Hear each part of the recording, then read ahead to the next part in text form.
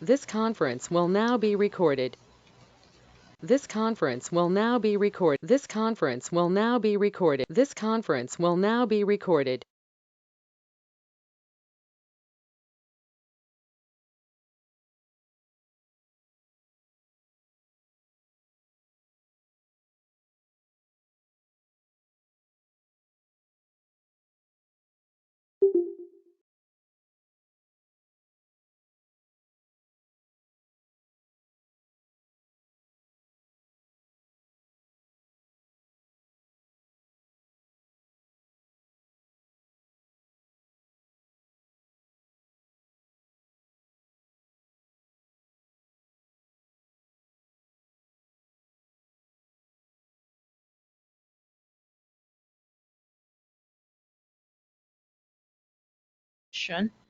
And we appreciate the house full that we have here tonight.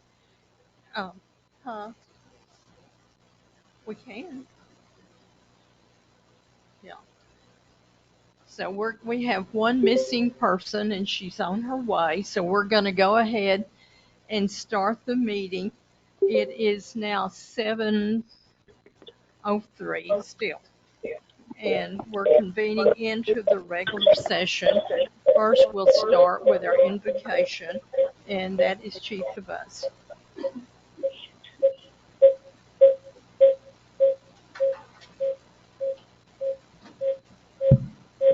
Thank you, Madam Mayor. Heavenly Father, we come before you this evening and ask that you guide and protect us. Please rest your hands on our elected officials and that they would be guided by your principles. We ask that you give them the virtue of prudence, that they would recognize their moral duty and the good means to accomplish it. May you give them the virtue of justice. May they seek to do what is good for the citizens while building for the common good. May you give them fortitude. Give them the strength to stand steadfast against those that bear them ill will. And give them the virtue of temperance. Allow them to face their work and decisions with a calm and dispassionate bearing. And finally, we ask you to bless the city of Rome and all her citizens. Lift us up and bring us together so that we can bring glory to your name. We ask this in the name of your Son, Jesus Christ. Amen.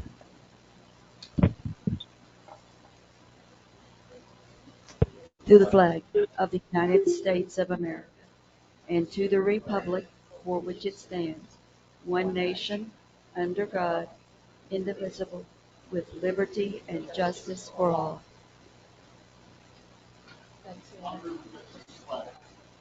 Pledge allegiance to thee, Texas, one state, under God, one, and indivisible. Something's echoing. I don't know what it is. If anybody's got their cell phone on, please put it on mute. And we have a technician here that can make anything happen. Do we need to do anything different? Right. So, okay. I appreciate everybody's time and whatever. If I've got strength enough to get this done, well.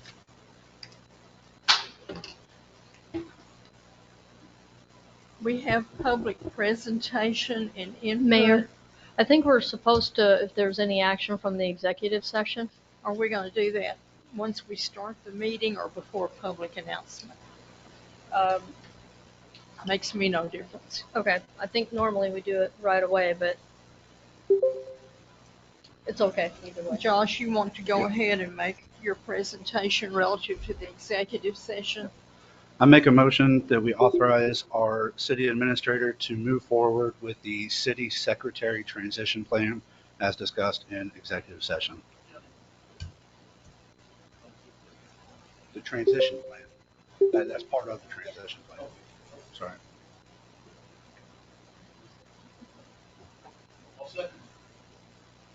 Okay, let's have a voice call, Shana, since you want to go. I'll just add everybody in favor. Aye. Okay, anybody opposed? No. And just general information, we have an opening for an accounting specialist. We also have an opening for a public works helper, and I'm not sure, Sean, what the official title is. We need y'all to beat the bushes and send us some people. on the thing. We're now moving to public presentations. And Shayna, you're on. Do you have anybody? Uh-huh. Before Shana reads that, I just want to make one quick announcement. I know this has been brought up in other meetings about the audio-visual issues that we've been having and people having a hard time hearing. So I've looked back at the videos. I've talked to city staff. It seems like a lot of the issues is people not talking directly into the microphones, which picks up for the recording, but not only that, so the people at home can hear you. So I just want to remind everybody that if you're up here speaking at the podium or for the council as well, please speak directly into the microphone. That way we can get a good recording and people at home can hear you as well. Okay, thanks, Josh. Okay, Shayna. First, we have Kathy Coffey. Hold on, Josh. We'll make sure my mic will work tonight. He just confirmed. Sean did. Thank you. I didn't break it. I touched it last. Thank you. Thanks, Sean. Okay, anybody on the council well, Shayna's going to go first. Do you have people? Kathy, are you there? Can y'all hear me? Yes. Okay. My name is Kathy Coffey, and I live on Mount Lane. I attended the meeting on January 22nd to discuss ideas for our facilities and the future of Rome. 2, maybe 3 people provided possible solutions or at least ideas. The majority of people who spoke did nothing but blame people and talk about the past. It was very apparent certain people would like to see some employees replaced. They have worked really hard to discredit them on social media by posting about their past places of employment and constantly belittling them. I had asked for an open house for the citizens to tour the buildings to see what the current conditions are and maybe get some ideas from the employees that work there. Mayor Wilson stated that it was a liability and could not be done. Yet she seems to be okay letting the police, fire, and public works departments work in these same buildings. As of right now, I personally feel sad for the future of Rome. Unless citizens step up and the Blab 5 stop the hatred and harassment, the future of Rome is simple. It will become a ghetto town unless everyone works together. What's done is done, and there's nothing that will change that. Stop griping and start helping plan to make Rome someplace to be proud of. Thank you. Thanks, Kathy.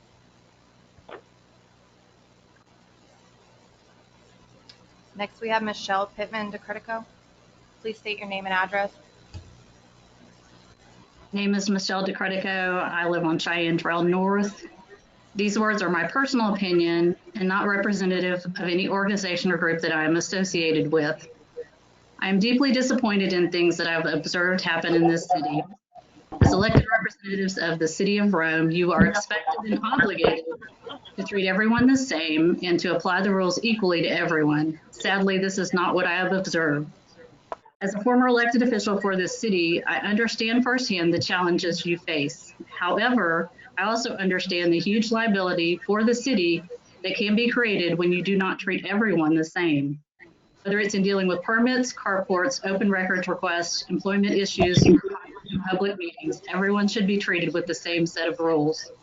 You should not allow one set of rules for your friends and those you like while you apply a harsher, more restrictive, or different set of rules for those who are not your friends or you dislike.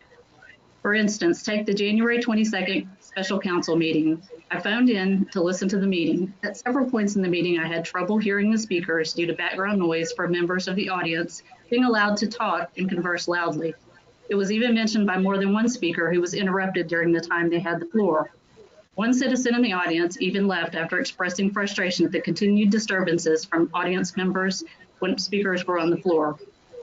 I won't get into many more details about that particular individual.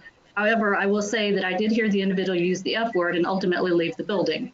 I understand from the video that a police officer opened the door as the individual left. That individual, as I understand it, has now become a target and is being treated differently after that meeting than others who have done the same thing. Why is that? Is it because many consider the F word to be profanity? In that same council meeting, I also heard a council member use the B word more than one time with no reprimand. Many people consider the B word to be profanity as well. So why the difference? You may recall another council meeting in October 2021 where the F word was used by an audience member with no reprimand. Why the different set of rules for different people? Why are some audience members allowed to disturb the peace in the audience when someone is speaking while others are not? In council meetings, the presiding officer is the mayor. The presiding officer is ultimately responsible for conducting the meetings and maintaining order while treating everyone the same with the same set of rules. Yet recordings of your council meetings demonstrate that the rules are not applied fairly to all. Is this difference politically driven? Is it personal grudges? Or is it something worse, like a form of harassment or discrimination or retaliation? Only the presiding officer can answer that question. Thank you.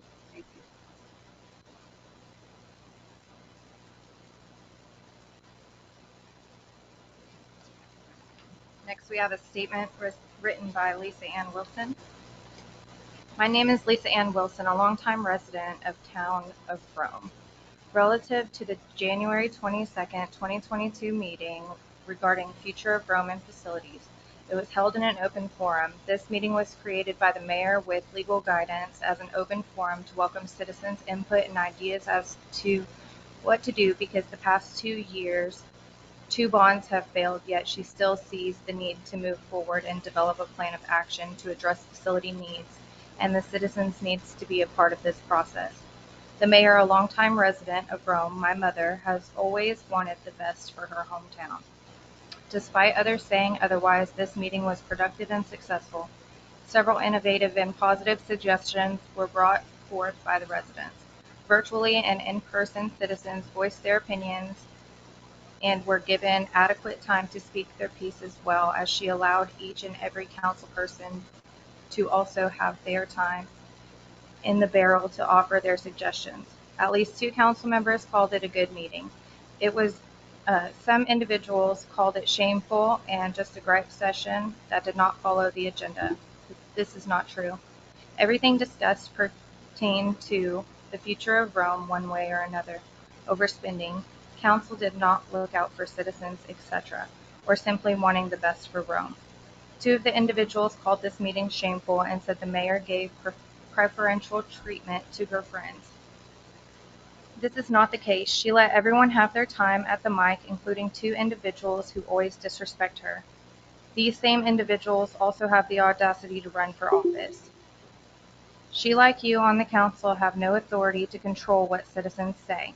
One individual sent a letter to the messenger criticizing the meeting. However, she did not mention the outburst of a Rhome volunteer fireman who the police escorted from the building. This was embarrassing and frightening to those in attendance who were there to simply help the city move forward. This open forum was not a failure. The governing body can learn from the various suggestions and ideas and bring these ideas to the forefront. Election season is upon us, so pay attention to the information coming forth from the candidates. Objects in the mirror may not be what they seem. The overspending must stop. Applications are now available at City Hall and need to be turned in by February 18th for mayor and 2 council seats. We need new planning and blood. Thanks for your time and have a great evening. Lisa Wilson, 240 West 1st Street.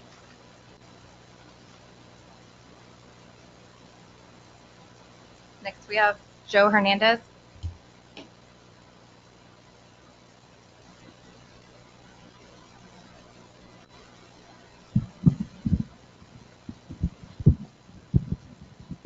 Hi, I'm Joe Hernandez. I live at 105 School Road. I think it's going to be pretty much a consensus that the last meeting was not what it was intended for, and it was an utter failure. There was no control of the meeting.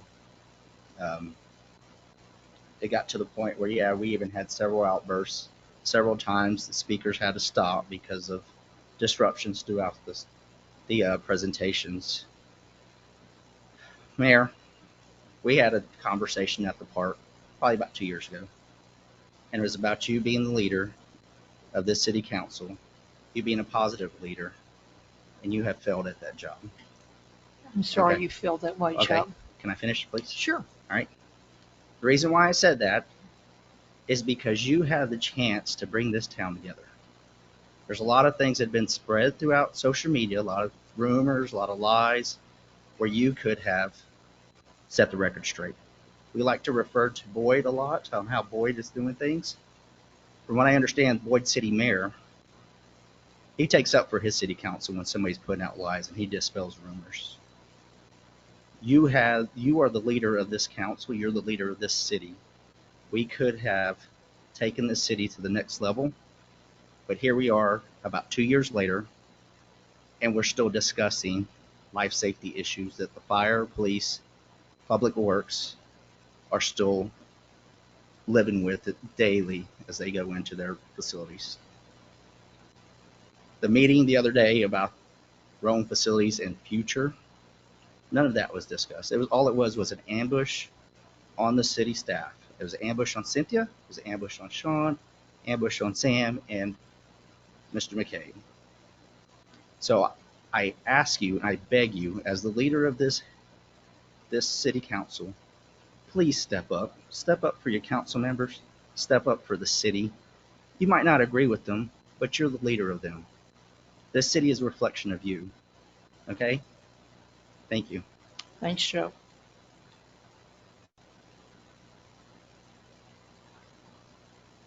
Okay, we have 2 letters that were sent in earlier. The first one is from Naomi and Josh Thompson. I'm emailing on behalf of Sherry Miller and other residents here in Bywell Estates in regards to the pet and chicken limitations. In this year of 2022, citizens are finding shelves at grocery stores empty and realizing they need to be more self-sufficient. The homesteading movement has grown by leaps and bounds just since the pandemic started in 2020. Many of us right here in Rhome have decided to add chickens to our family. Though many of the chickens are inevitably pets, we also are looking to add reliable food sources to our table. Eggs and even meat are one such opportunity for protecting our family's ability to have food on the table. Of course, there should be restrictions in order to keep someone from abusing their property and destroying the resources we all love and enjoy here in Rhome. However, a reasonable restriction should account for the ability for families to provide eggs and other renewable food resources. With that said, I'm requesting a change to the current city ordinances that allows for families to have an increased number of animals on their property. The classification of pets is subjective and can apply to animals other than dogs and cats. I know that there are those here in Bywell who love their goats.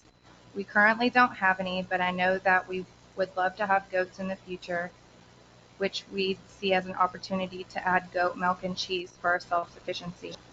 There must be reasonable ability for families here in Rhome to be able to take care of their beloved animals, even in regards to small pasture animals such as goats.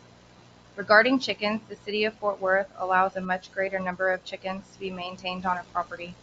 They currently allow 12 chickens for less than a half acre and doubles to 24 chickens for properties between a half acre up to just under 1 full acre, and increases to 50 chickens for properties over an acre. This is a major metropolitan area, and its current policies are less restrictive than currently. We are here out beyond the suburbs. Please consider increasing the current limits to something that allows your citizens to be self-producing and to make use of our properties in a way that is beneficial and encouraging to our families, our health, our mental health, and our overall fortune. God bless you all, and thank you for your consideration on this matter. And we have another one from Jason and Sean Brock.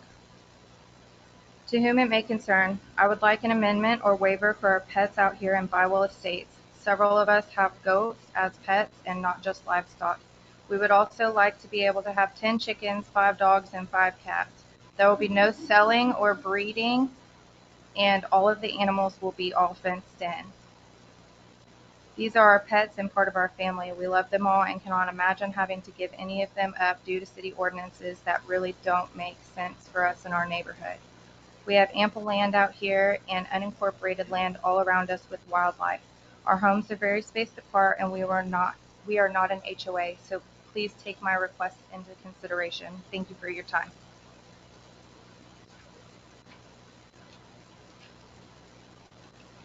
Next, we have Cheryl Miller. Please state your name and address.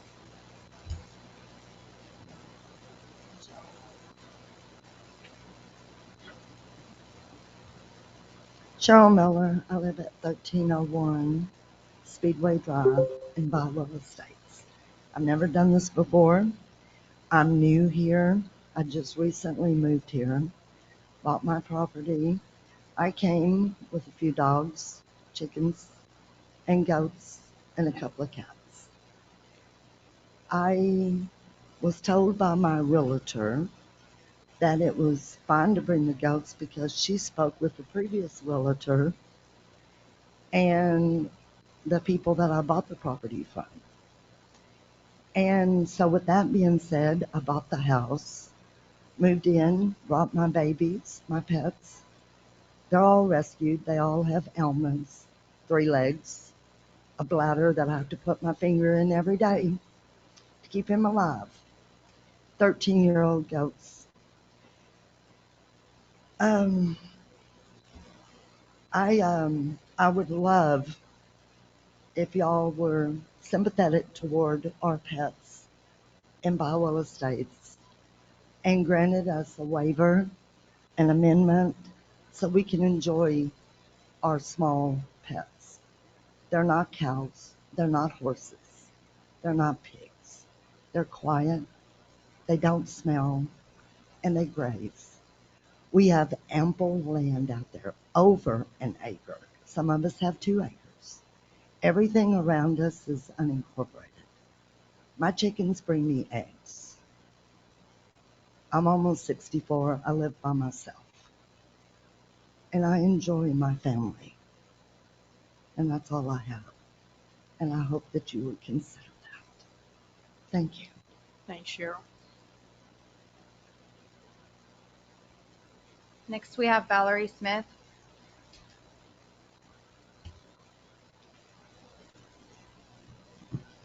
Good evening. My name is Valerie Smith. I live at 1131 Mountain Lane in Ellis Homestead. I am your Precinct 24, Wise County Republican Precinct 24 chair, and I'm here just to talk a little bit about the primaries coming up. The early voting starts on Monday, and I just want to say before you go vote, please do your research on all the candidates that are running. And it's very, very important. We've had a lot of different candidate forums in the county, all over the county, as a matter of fact, probably more activity than ever. But one in particular that we want to call to everyone's attention is we're going to have one last forum, which is the Railroad Commissioners Forum on February 21st. And we all just had a cold snap. We all know, we heard about maybe we're going to have rolling blackouts again. And, are we going to sit in the dark? We didn't sit in the dark last year, but a lot of our neighbors did. So I urge you to come and attend on the 21st. It's sponsored by the Wise County Conservatives, Wise County Republican Party, Wise County Republican Women. And we are going to have the candidates for Railroad Commissioner, including Wayne Christian. He has been invited, and he has said he would send a rep. And we're going to submit questions to them and ask them some very candid questions. In addition, early voting starts on Monday. The first week it's from 8 a.m. to 5 p.m. We also have Saturday, 7 a.m. to 7 p.m. We have the 19th, it's also Sunday the 20th from 12 p.m. to 6 p.m., which is new this year. We have Monday the 21st off due to the President's holiday. And then we start again on 7 a.m. to 7 p.m. Tuesday through Friday, the 25th, so that's the last day. We are also looking for election workers. If anyone's interested or anybody is qualified, has done it before, please call the elections office over in Decatur. If you're not, have never done it before, they do offer training as well. So I urge everybody to get out and vote. Thank you for your time. Valerie, where is the forum going to be? Where is it located, your forum you spoke about in February coming up? Oh, the forum. Yes. That will be held over at the Wise County Heritage Museum. Okay. On the 21st at 6:30 p.m. And just one more thing, if I could. We're also going to have a precinct convention for Precinct 24 and Precinct 30. And that will be after the polls close at 7:30 p.m. The polls close at 7. At 7:30 p.m. we'll be having the precinct convention for both 24 and 30. So come if there's something, that you want the House and Senate in the state of Texas to take up. This is where we start with our resolutions. And we bring these resolutions to the county convention, which is March 26th at 9:30 a.m. And then those are voted on to take to the state convention. And that's what we expect our representatives to take up. Thank you, for Valerie. business. Thank you. Next, we have Shirley Mize.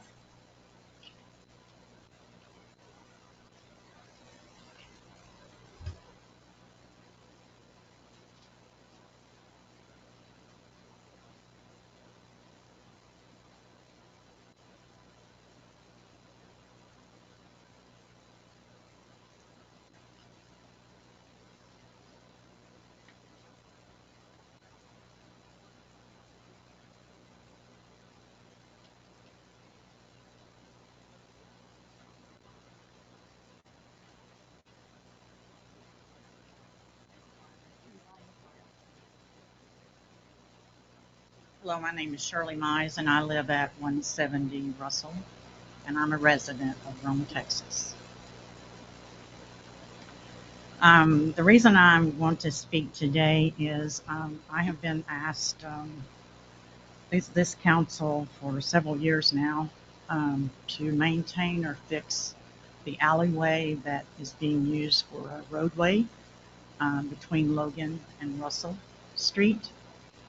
And it's almost like being used by Main Street. As you see, it's very well used, very unmaintained. And at one point they were going to fix that as far as maintain it. They were going to do something to it like stop the dust, not make it a health hazard to me or the residents around that area. And then all of a sudden, it was told that it wasn't going to get fixed and nothing was going to get done. And then now we've talked about, well, alleyways are not maintained by the city anymore. They're maintained by the residents. So I'm here to ask you to close off that alleyway to be used as a road.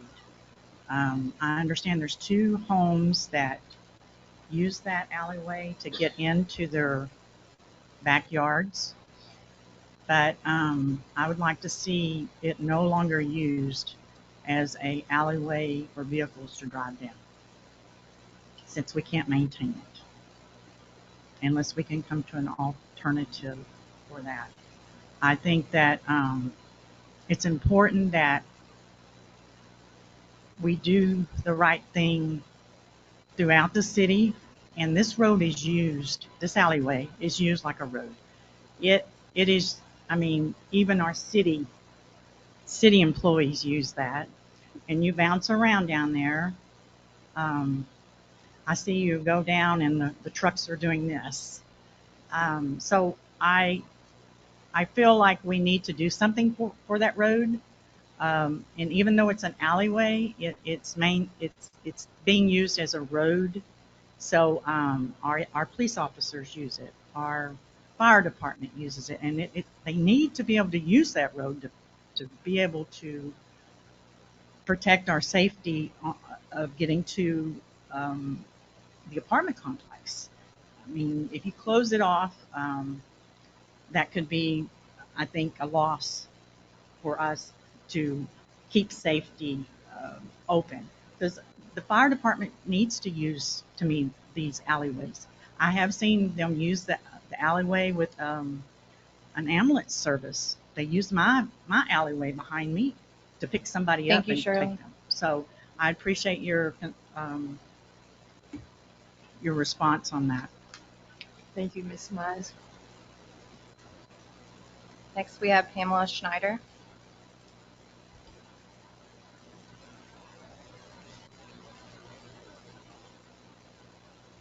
Hi, I'm not very good at this, by the way. So I live at 1105 Morning Dove, also in Bywell Estates. I am the other one in the neighborhood with goats. I got my goat in March of 2020. She was not fed by her mama, and a friend of mine said, I'd just gotten laid off because of the COVID lockdown. And so I was at home. I was really depressed. She was like, why don't you take this goat? And so it had to be bottle fed. And I bottle fed this goat. And even once she was grown, I couldn't give the goat up. Even once I got my job back and everything was great again. This was my baby. She's just a pet. She runs with my dog. I believe Mr. Easton came by. You've seen my goat. You stopped by and spoke to my husband, and he's the one that suggested I come and speak to y'all today about a waiver. This is my family. This is, any more than you could give up in your dog or cat. And where we are, I think I have 1.1 acres. It's plenty of room to support a goat. So I guess, are we asking for a waiver? I don't, sorry. I guess we're asking for a waiver so that you can allow they're not farm animals, they're not livestock, they're just pets. But pets be considered something other than a dog or a cat. I guess that's all. Thank you very much. Thank you. I appreciate y'all's considering this. Thank you. Next, we have Deborah B. Kraft.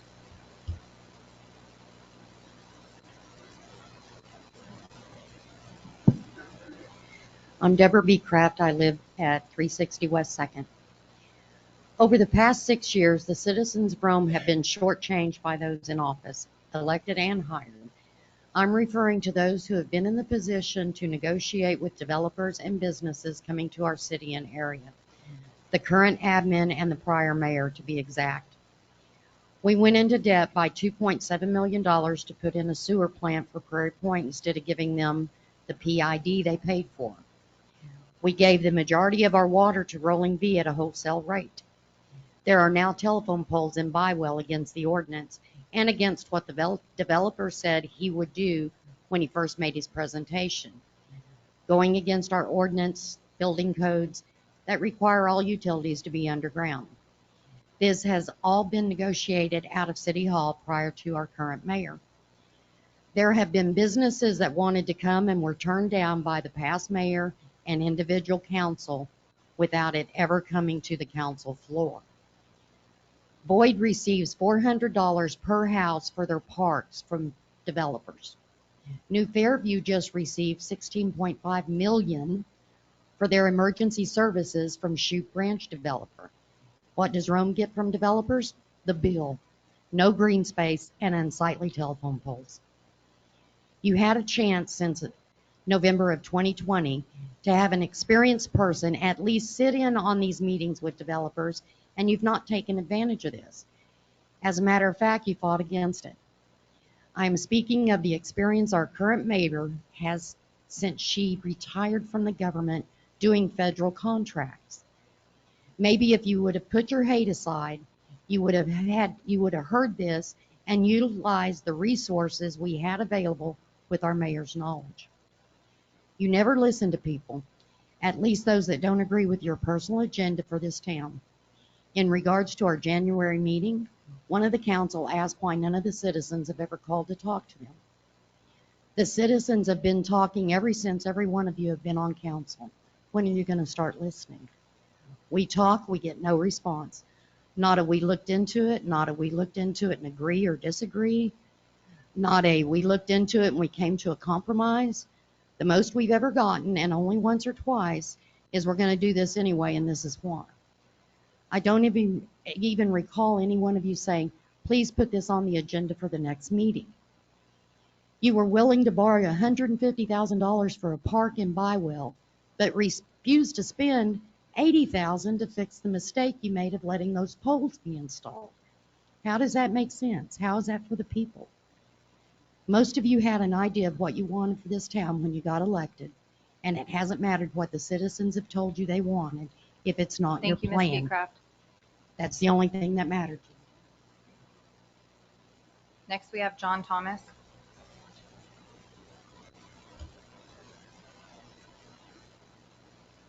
Good evening, everyone. My name is John Thomas. I live at 1209 Alliance Boulevard in Bywell. And I would actually just like to piggyback on what Ms. Miller and Ms. Schneider were saying about a waiver or some sort of an exemption or something in regards to Bywell Estates. When I first moved into Bywell 9 years ago, there was a much more liberal ordinance in regards to specifically chickens.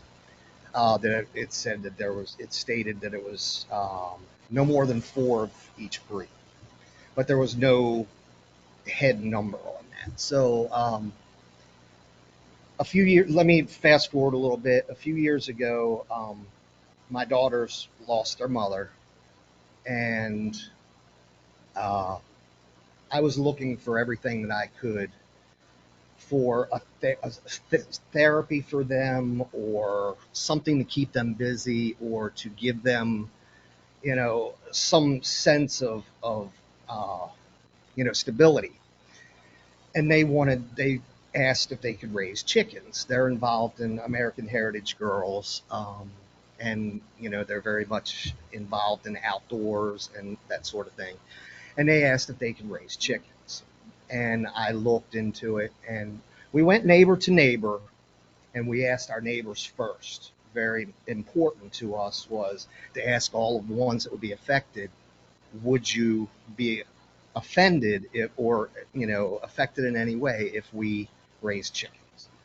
And they said that would be fine. So we went ahead and we purchased some chickens, and they started to raise them, and we also took a few more. At the current time, I have 15 chickens. They are taking care of 15 chickens. I would just ask that I wouldn't have to pick and choose for my daughter's sake. And that's their friends, their projects. When they come home, they say hi to me and tell me how things are going, and then out the door, and they want to go see their chickens. So I don't want to have to be that person. So I ask respectfully that you would consider, an exemption or some sort of waiver for the citizens of Bywell. Thank you. Thank you, sir. Thank you. Next we have Patricia Mitchell.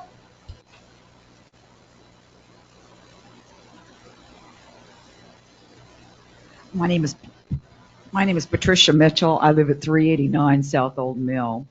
At the January 13th council meeting, City Administrator Cynthia Northrup denied receiving emails from Mayor Joanne Wilson related to the January 22nd public forum, publicly arguing with her on the council floor. I received those emails through an open records request I submitted after the meeting. 4 of the items on this agenda are related to code of conduct and rehash of the recent public forum held by Mayor Wilson. Tommy Eason, wife of Councilman Sam Eason and appointed Parks Board, wrote a scathing letter to the editor, published in the Weiss County Messenger February 2nd, denigrating Rhome's mayor.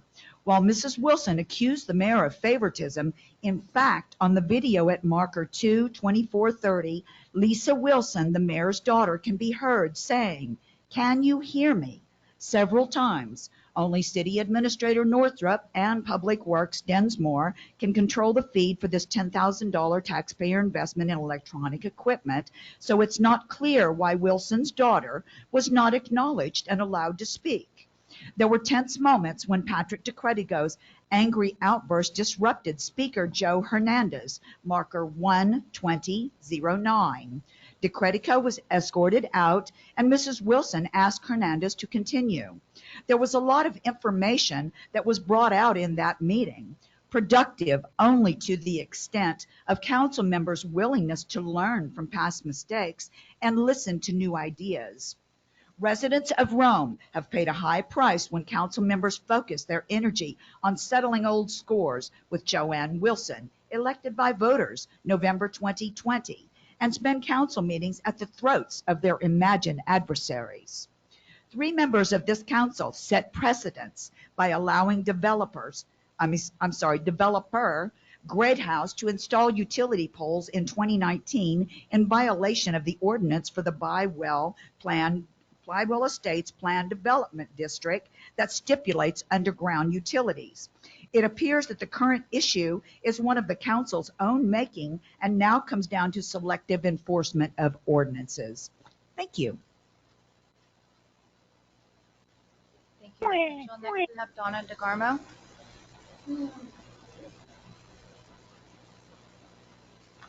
My name is Donna DeGarmo, and I live at 104 Kensington.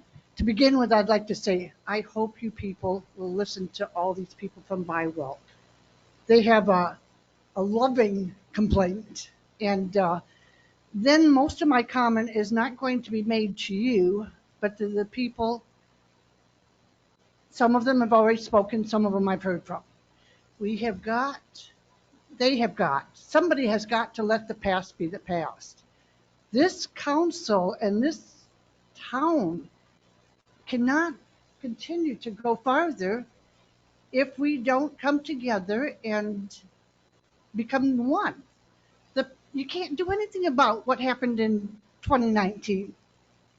Excuse me, but who the hell cares? And I would be escorted out the door. I don't, but it doesn't matter. As a new person here, I don't care. I don't care about all this negativity that's on Facebook. I don't care about anything.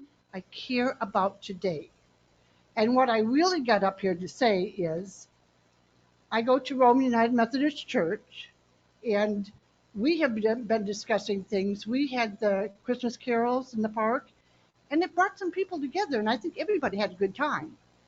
And we were all thinking about something that could be like that again. So we as a church want to know if we can get together with the city in the park for something at Easter, something to get the kids to come. And if the kids come, the parents usually come and stuff like that. So I would love to have somebody contact me, if it's possible, to do something, to come together. I mean, the church itself is rather financially strapped, and I guess the city is rather financially strapped. But if we could do something together, maybe we could do something good for the city. I really have never been involved in politics as much as I have these last couple times, but I would like to be more, and I would like for us to be, from this day forward. We cannot dwell on the past because we cannot do anything about it. And I don't want to learn about it. I don't care what you did 5 years ago, and I don't care what you did 5 years ago. And I also think that talent has to be paid for. So whether you're paid too much, I don't know, because I don't know your talent and I don't know your job description. But there again, you're hired, you're here, let's get over it until, there's another election or something like that. So that's pretty much my statement. You just want to say, can you just do something to get along? And I'm not speaking to all of you. I'm also speaking to all of you. It is time to let things go and go from day one. Thank you, Mr. Garmo. Yes, and I hope you get to the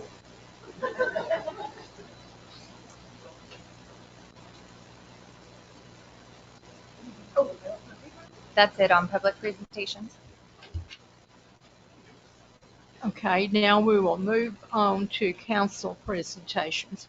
Who on our council has a presentation or an announcement to make? Surely somebody does. Ashley, you look like you're into it.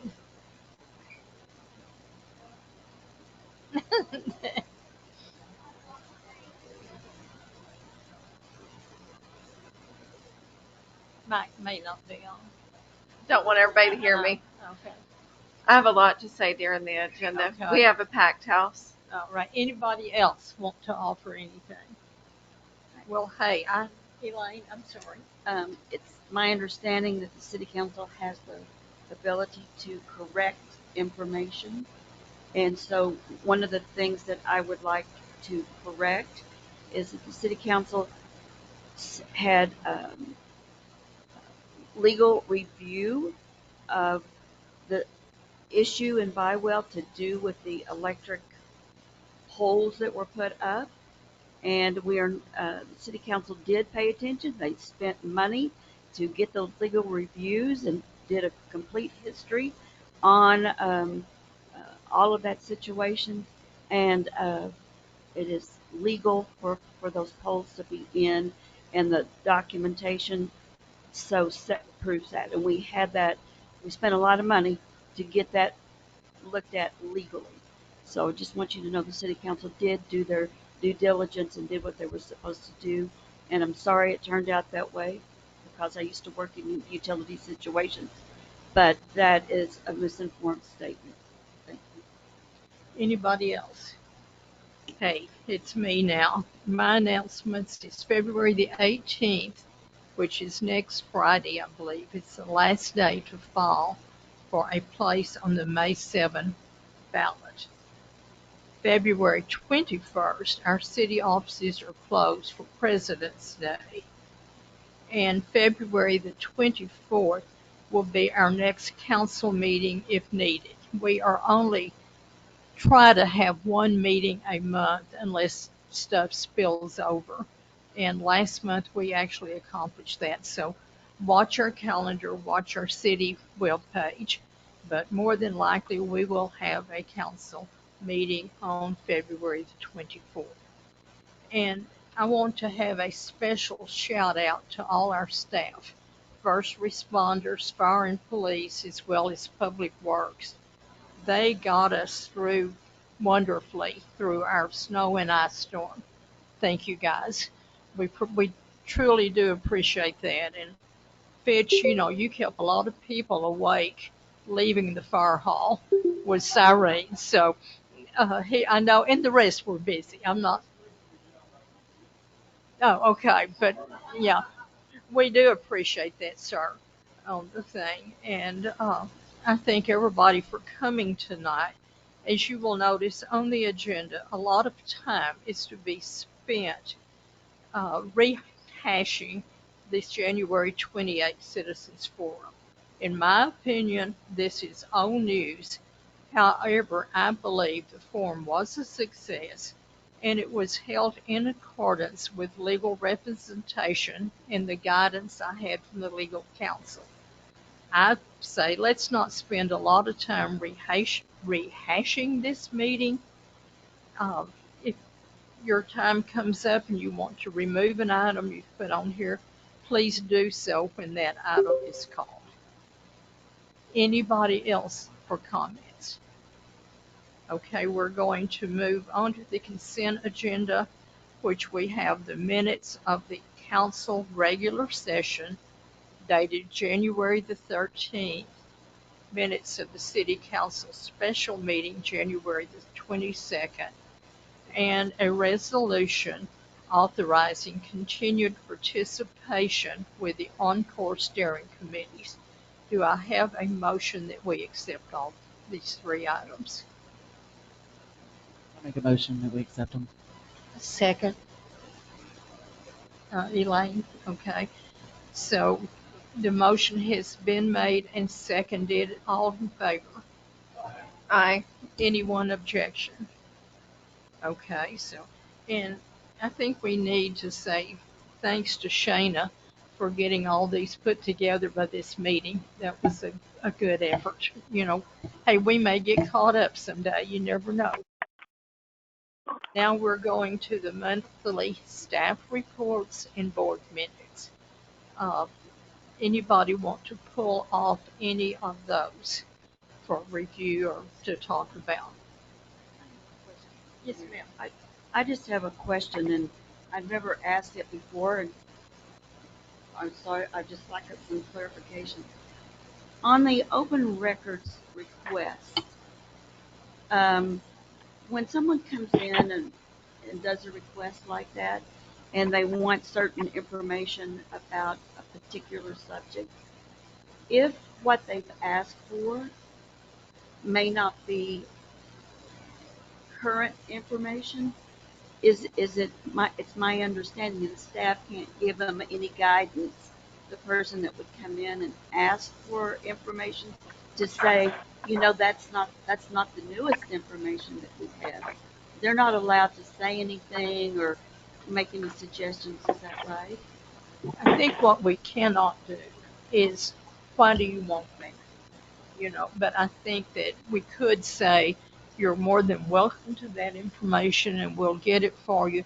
However, it might be better to, or do you also want whatever the newer information is?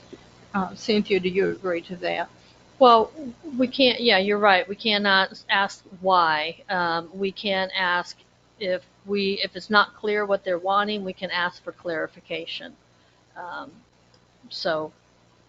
I just didn't know if there was, because some folks come in and they want a specific document, and then maybe that document is actually old.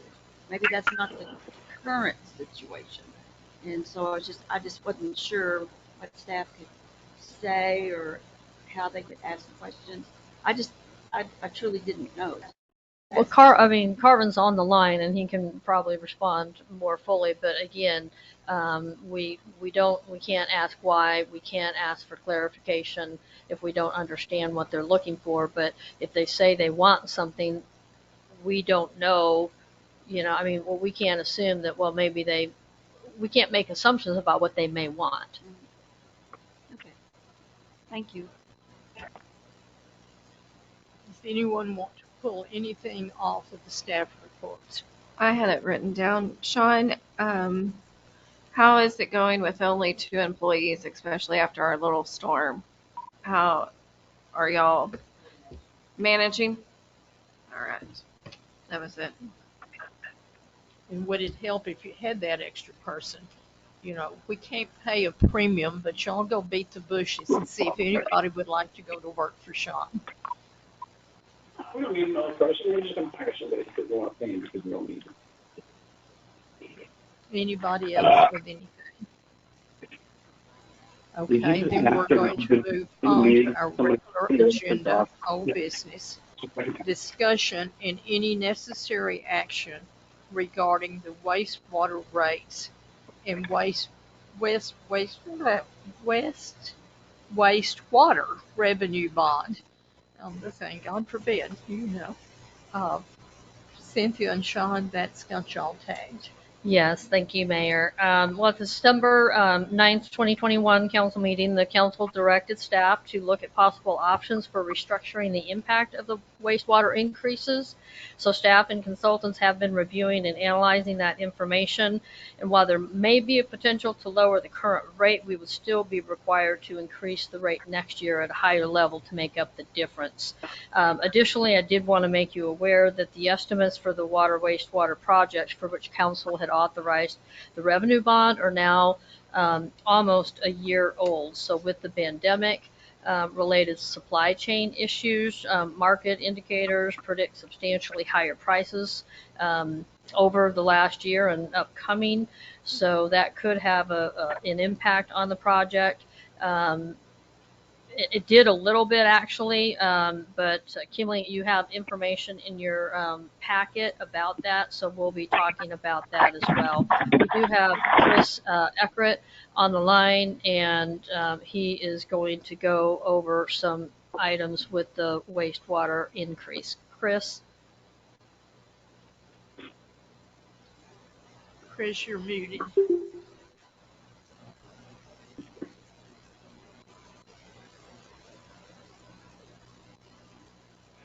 We can't hear you, Chris. Are you muted? Did you mute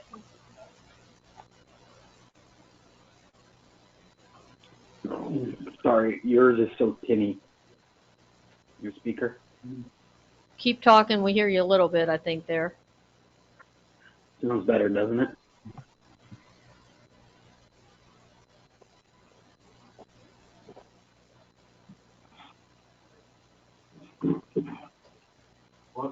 Yeah, your aunt was gonna. That wasn't bad. But I'm like, You want to make him the presenter. Stop this petty back and forth shit. That's only Tombstone. She's got to go. It's important enough. You put in a rebuttal. Chris, can you hear us? Chris Eckert? We can't hear you for some reason.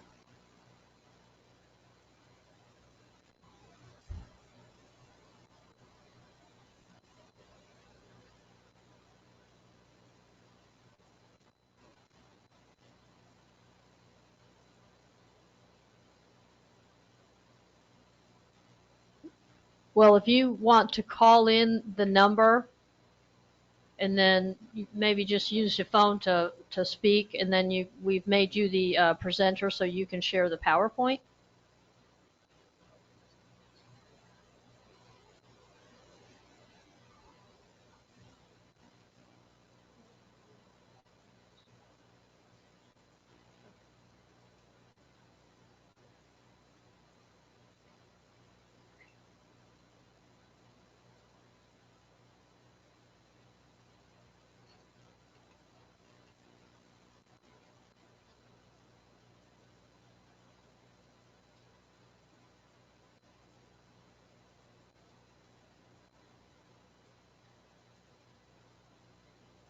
Okay, he's working on it.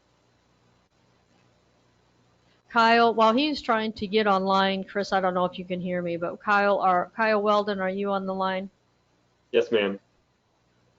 While Chris is working to get connected, do you want to, because this is two-fold item. This is going over the projects that were authorized in the revenue bond. So if you can go over those two projects. These are the two sheets that you have that you were sent. One is from 2020 and one's from 2021. 2022. 21 and 22, sorry. Yes, ma'am. Yeah, so I think the big picture here, Cynthia kind of hit on it, and what's important to note is that, especially on the wastewater side, we've seen some pretty drastic price increases associated with both materials and installation of treatment-related items. You've got the West Wastewater Treatment Plant rehab in front of you, and right now that estimate, including engineering design, is just over $3 million. And that would be to rehab the West Wastewater Treatment Plant to meet the TCQ violations that it's currently undergoing. And that's about double, a little less than double what it was back in 2020. Something else that's important to note too is that over these past 2 years, that plant has continued to see deterioration. And so there have been additional items that have come up that are now issues that weren't necessarily issues back in 2020 when the first estimate was pulled together.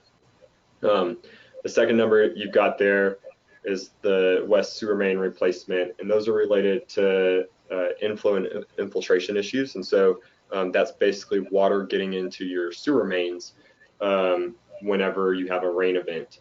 And what's important about that is some of the overflow issues that the West Wastewater Treatment Plant is experiencing right now is largely due to that infiltration coming into your sewer mains. So part of the solution for correcting some of the TCQ violations that you're experiencing is to replace sewer mains in order to correct those issues.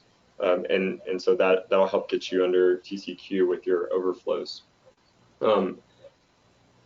Most of the sewer mains that you have would primarily be PVC.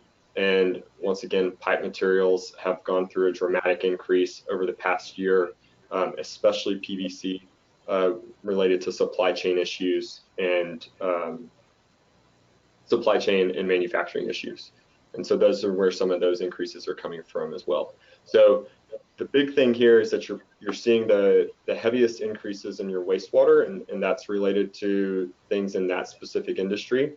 Your water improvements, there's not really as big of an increase, and the primary reason for that is that items like the FN 3433 disinfection booster system and the ground storage tank improvements, those items don't specifically have the same supply chain or material manufacturing issues. And so those prices haven't really seen much of any increase at all. So those stay the same. The water well disinfection conversion from chlorine to chloramine, that price went up a little bit, but it also had some other things that happened as well. So Sean did a really good job of working with TCU to limit how much of the conversion we actually had to do. So that price did go up related to the work that needs to be done, but the scope of work and what actually needs to be done has gone down. So that's why the price increase there isn't as much on paper, but that's because the scope associated with it isn't has reduced, and so that's making up for some of those issues that we've seen on that particular end related to that.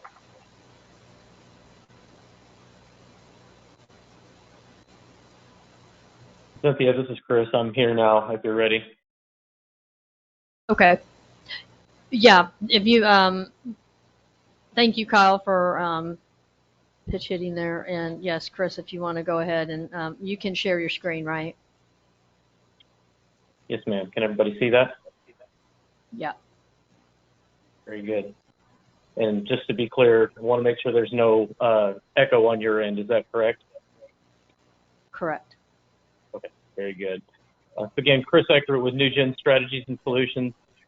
It is a pleasure to be with you this evening, and I appreciate you being able to accommodate me virtually. And again, I do apologize for the technical issues. As Cynthia said earlier, we were tasked back in December to go back and take a second look at the wastewater increase that has already been approved by council to see if there was any relief that we could ultimately provide to the commercial customers. Cynthia, can you confirm that you can still hear me? Sir, we can. We can hear you. Okay, very good. I apologize. I'm still having some technical issues on my end. Okay, we can hear you. All right, very good. Again, I apologize. So again, we've got two scenarios looking at tonight there as we went in and examined the projection that the rates were based on versus some actual conditions. There is a slight difference that does give us a potential chance to affect a slight decrease in commercial wastewater rates. However, we do want to show you the projection going forward. This would be at best a temporary decrease. And as you've already heard this evening from Kyle, we are seeing cost increases across the board, which will continue to impact us on a going forward basis. So with that, what I'm showing you on the screen right now is the projected financial performance under current rates. I do want to point out there in fiscal year 2022, that third line from the bottom, the debt service coverage. That's where we look to ensure that we can meet the financial obligations, the expectations of the revenue bond holders. There is a debt service coverage target that you must meet. That is 1.25 times. If we are above that level, that indicates that we have some slight capacity there to potentially reduce revenues. And so that's really what we're targeting. However, if you look at 2023 and beyond, based on what we know right now, based on projected costs going forward, we would have to take action to increase rates again in October of this year, commensurate with the start of fiscal year 23, to get that debt service coverage amount back above 125 or 1.25. This is a chart that your staff has put together, so I've incorporated it here. They did want to provide this information on the number of wastewater accounts. You can see there are only just slightly over 500 wastewater accounts total. 28 of those are commercial, so about 6% of your customer base is commercial. You can see from a comparison perspective what the monthly bill was for these customers before the increase and after the increase. The same is true at the bottom for residential accounts. So you can begin to see the dollar changes that these customers experience, as well as the percentage change in overall fees. So again, we knew this was going to be a significant increase. It was needed to make the improvements that are needed on your system to maintain regulatory requirements. But this is good information as you look at the impact of this increase. Chris, we've got a council member that's got a question. Yes, ma'am. Hi, Chris. This is Sam Eason. This chart that you're looking at right now, who prepared that? This was prepared by city staff. Okay. I think you may have made a mistake on calculating percentages. Can you not hear me? No, sir, I can hear you. Okay.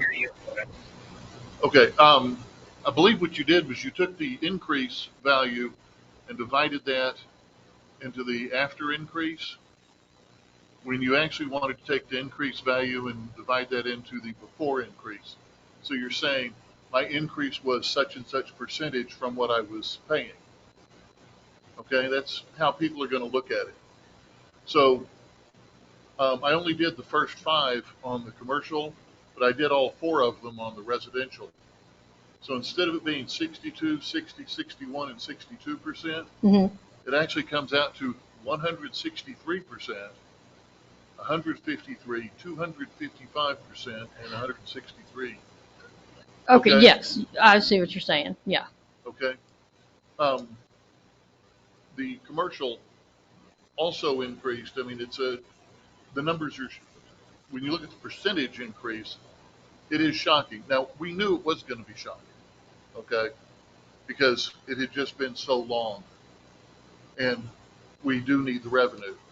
But I didn't want the chart to be misleading people, okay? Okay, yeah, I understand what you're saying. Thank you very much. I can get that corrected and revised on the presentation. Appreciate you pointing that out.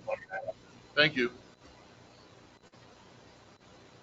So again, we do have 2 scenarios. Scenario 1 would be the recommended scenario, would be to leave things as they are right now. Scenario 2 would be to go ahead and affect the decrease in the commercial wastewater rate. Again, under scenario 1, this is the projected financial performance there, focusing on 2022. We'd maintain that 1.29 times debt service coverage factor. But as we look at scenario 2, what we've calculated at this time, based on working with your financial advisor, looking at the projected impact of the debt, you can see on the right-hand side what the current rate is for commercial customers. We could lower that as shown in the proposed on the right-hand side.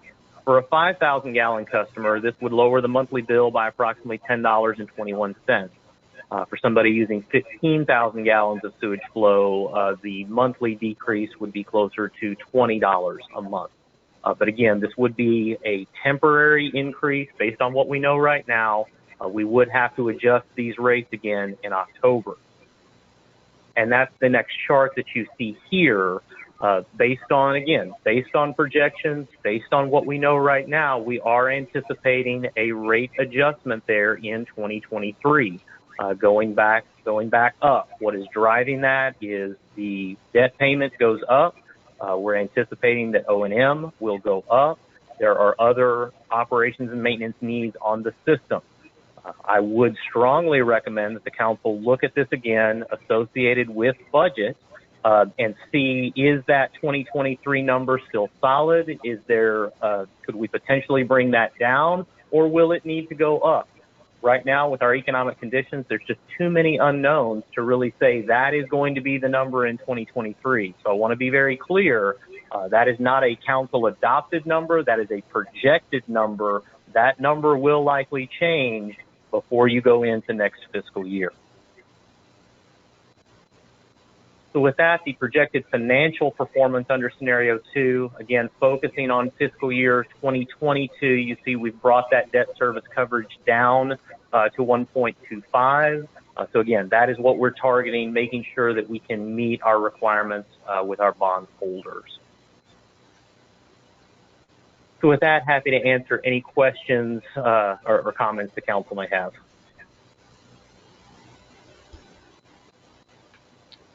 Anyone in the audience with a question?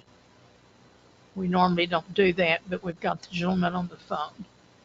Sam, are you okay with this, or you got a question?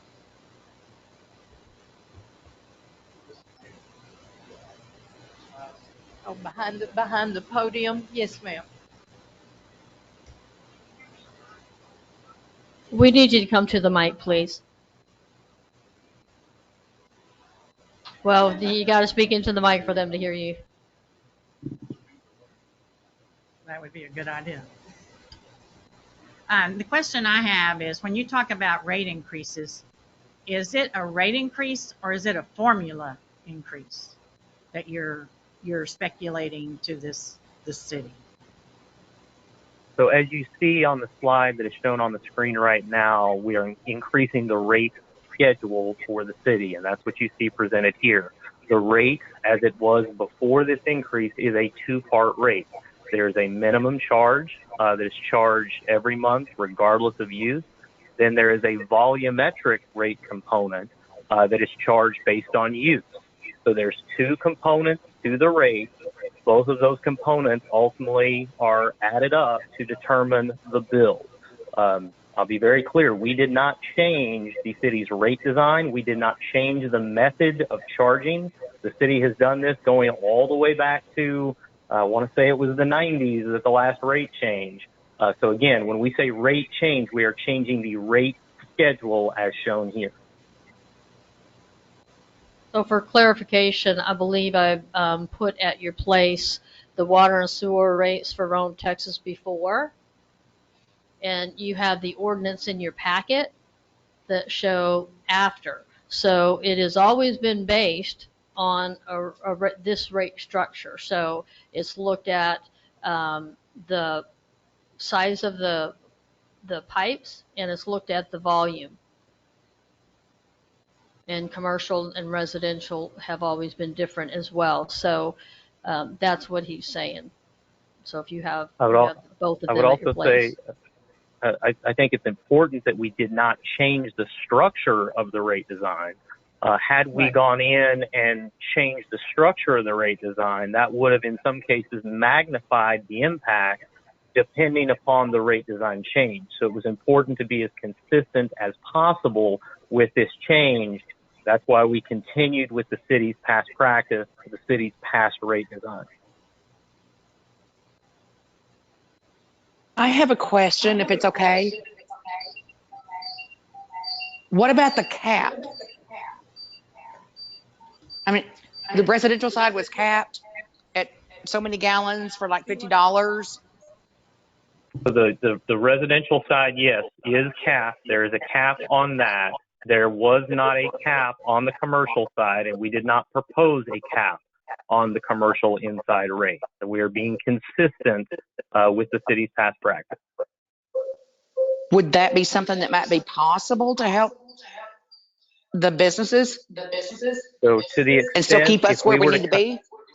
If we came in and capped the commercial inside, what we would have to do is make up that revenue from another customer class. So we would have to come in and increase rates to other customers, primarily residential inside, to make up for that difference. That is certainly a policy element that council could consider. But as I've spoken about to the council before, and again, I apologize, there's a lot of feedback. As I've spoken to the council about before, this is a pie. If somebody gets a smaller slice, somebody else has to get a bigger slice. So any change either in the rate or the rate design may necessitate a change to other customers' rates. Okay, Chris, thank you for clarifying. Yeah, Chris, this is Joanne. What I think I'm hearing is no way can we change any rate. Is that more or less what you're saying? My recommendation would be to not change it at this time. I understand that this has been a significant impact on your residential and commercial customers, but when you look at the time that has passed since sewer rates were changed, and you look at the needs of the city, you also then factor in the increases in costs we're seeing, and likely the increases that we're going to see in interest rates. I do not personally feel that it would be a wise decision at this time to come in and change rates. Anyone else with any comments? Sam? Thank you. I still have mine. Okay. I don't recall when, we had a couple of meetings where a presentation was made as to what the needs of the Public Works department is. And that we've been paying for things out of the general fund, and accounting wise, Public Works needs to be self-sufficient. We had, I believe it was 4 options presented to us. as to what we can do. One was do nothing. Okay, we pretty much rejected that just flat out because we've got the wastewater issue. Okay, I mean the wastewater plant. TECQ is going to come in. That's going to get fixed. Okay. We then had options 1, 2, or 2, 3, and 4, and we ended up choosing 4, right? Because 4 addressed the wastewater treatment plant, but it also addressed issues of equipment that Public Works needs to do their jobs. Okay, I mean, they've got trucks, they've got backhoes, they've got lots of heavy equipment. They've got tools that they need to do, that they need to use. I don't have that presentation handy. I would very much like to see that again. Okay, is there any chance, Cynthia, you just happen to have that in your pocket and you could whip that out? It's in the May 27th meeting. I have it up, but it's somewhere on Yeah, my I mean, computer, that's but- when he presented it. Chris, do you have that? You presented it at the May 27th meeting? It was the May If 27th. you'll give me just a moment,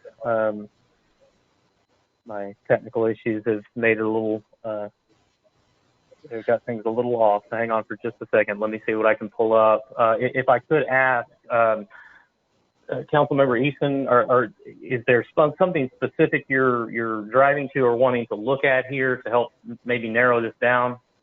Absolutely. The point I'm trying to get to is everybody hates paying more. Okay? Everybody hates paying more taxes. Everybody hates when their rates go up. Everybody hates it when somebody dips into their pocket. Okay? I mean, I get that. But it's also the city has to provide some critical services to our citizens. If Public Works doesn't have this equipment, if we don't make these improvements, then we're not going to get the basic public services that the city, that's why you live in a city, is so we can have a Public Works department and do these things for us. Now, I suppose if we decided that we wanted to just fix the wastewater treatment plant and we told Sean that, you know what, you don't get to use a backhoe anymore, everybody's got to dig with a shovel, right? And so if a water main goes out, instead of getting it fixed in hours, it could end up being a week, right? I mean, these are the kind of trade-offs we're looking at. If we don't want to spend the money, we can not spend the money, right? But then again, Public Works can't do their job. So we had 4 options presented to us. We chose the one that set us in a position to move forward with, to give Rome a future with the Public Works Department. I just hope people understand, if we funded it something less, then they wouldn't have the equipment they need to do their jobs. Okay, as we're considering what to do with these rates, we can go down on the rates, but that also means we're not borrowing as much money. It means we're not going to be buying the things that Public Works, these are critical items that Public Works needs to do their job. This is the point I'm trying to make. Thank you. We not clarify, because I've gone over, did we not get a grant to help out? $350,000 from a community development block grant. And that's going to help the well 6. Okay. And that's why when you see the pricing, the papers that I provided in 22, that's one of the reasons why there were increases for inflation, but we have that money that's going to help out with that. Is that going to help out with the wastewater plant west or just close to the old city hall? The working water. on that? Yeah. Right. Did we get the grant? We did, but it hadn't actually been awarded yet. Okay. That's like going to be March. But we are. Well, the messenger said we got it. And Well, I yeah. thought, No, we don't have it in hand. In hand. Okay. They have confirmed that we are going to be awarded it. Okay. And Councilmember Eason, I believe this might be the table that you were looking for, sir. Could you confirm that? I've got that on the screen. Hopefully everybody can see that.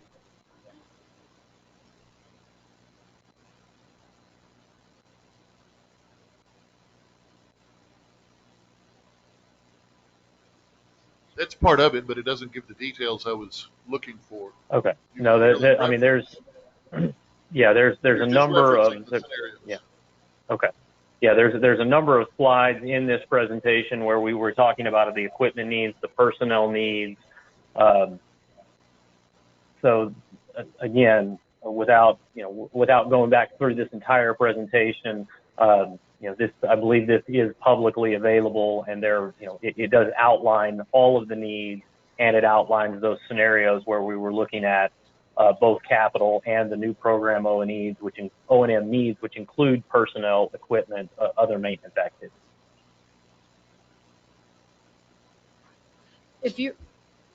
Do you have the slide that shows the four options?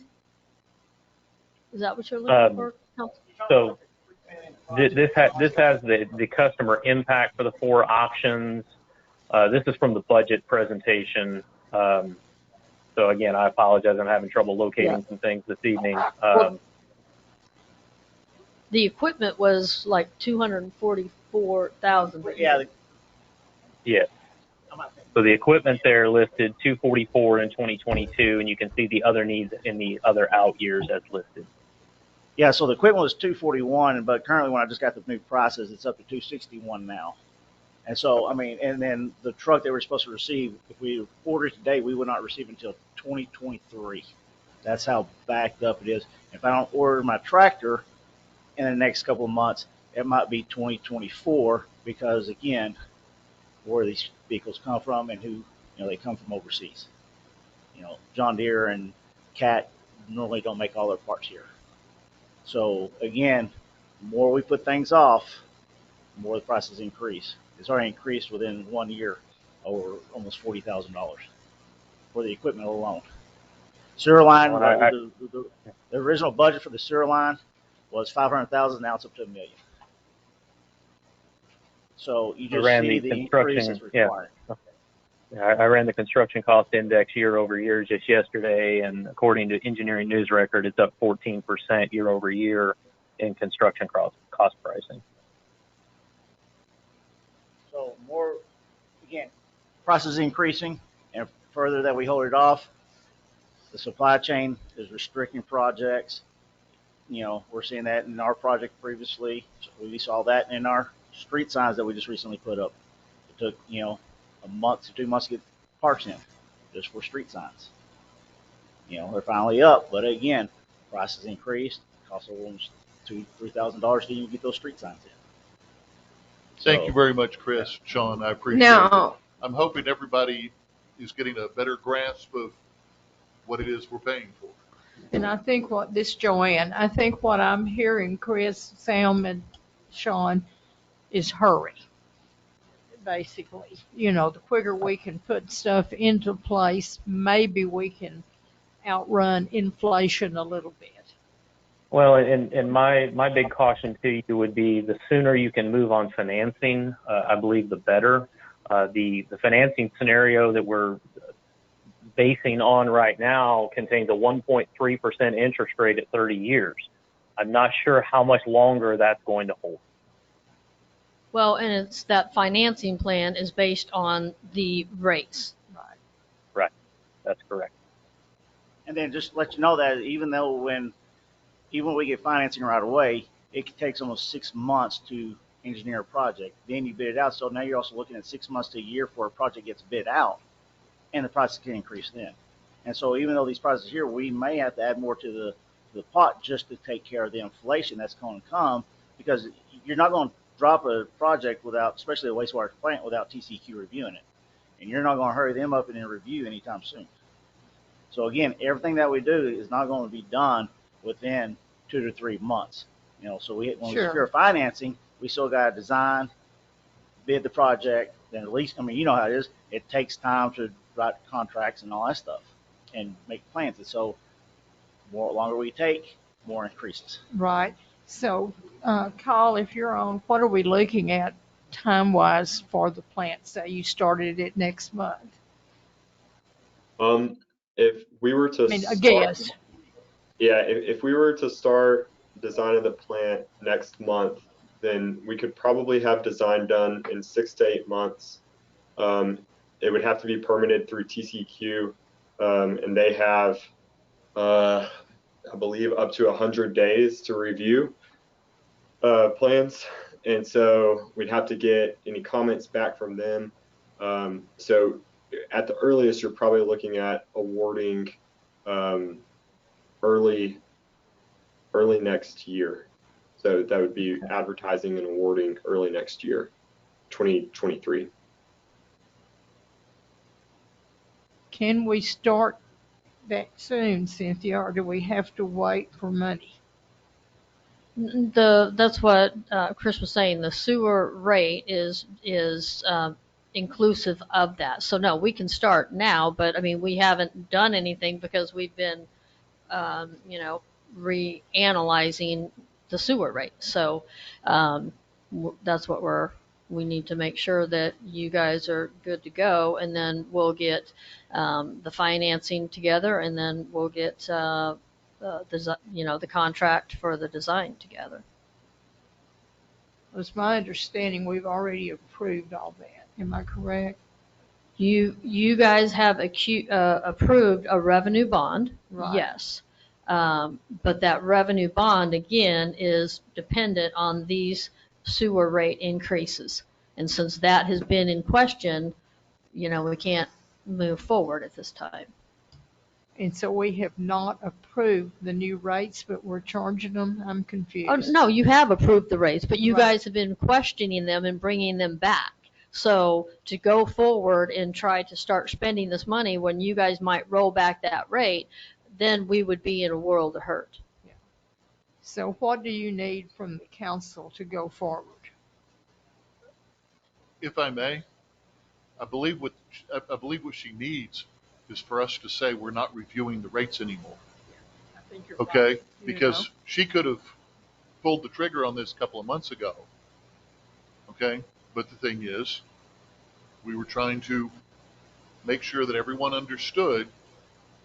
We understand that you hate the new rates. The new rates hurt.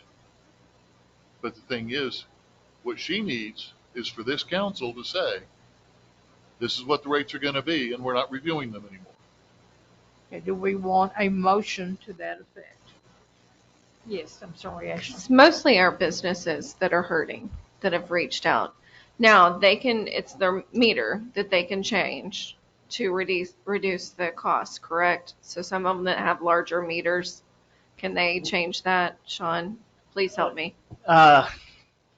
That also runs into the plumbing code, because if their business requires a certain size meter of flow, they just can't reduce that. Like the hotel can't, they have to maintain a certain amount of gallons per minute. They just can't reduce the meter and not be able to supply that amount of water. But like there's another business that has a larger meter, but does not using all of the water. Can they change? I mean, I don't know if they reach out. We would probably have to review each one. Can you review? Yeah, I mean, if somebody wants to, they can contact us and we can kind of look at it. However, there would be a cost of, construction cost of, if we have to reduce the line, we have to, they would have to buy a new meter. I mean, there's going to be, so there's going to be, it could cost, $5,000, or we have, if it's too much going across the road, we have to hire a contractor to do it, and they have to pay the contractor price. And so, I mean, we will look at anything if somebody wants, and they can ask, and we can review, and we can kind of give them an estimated cost what it will be. There's some of the businesses that are crying help and wanting to close up. So, hey, if we can do anything to help the businesses that bring us revenue, then let it be. We'd have to have the billing official look at it. Yeah. Because you have to have so many gallons per minute if you have so many toilets, sinks, and all that stuff, and so you can't reduce it just because you want to. It's out there. They heard it. So that's all they needed to hear, what they do with it. So thank you so much.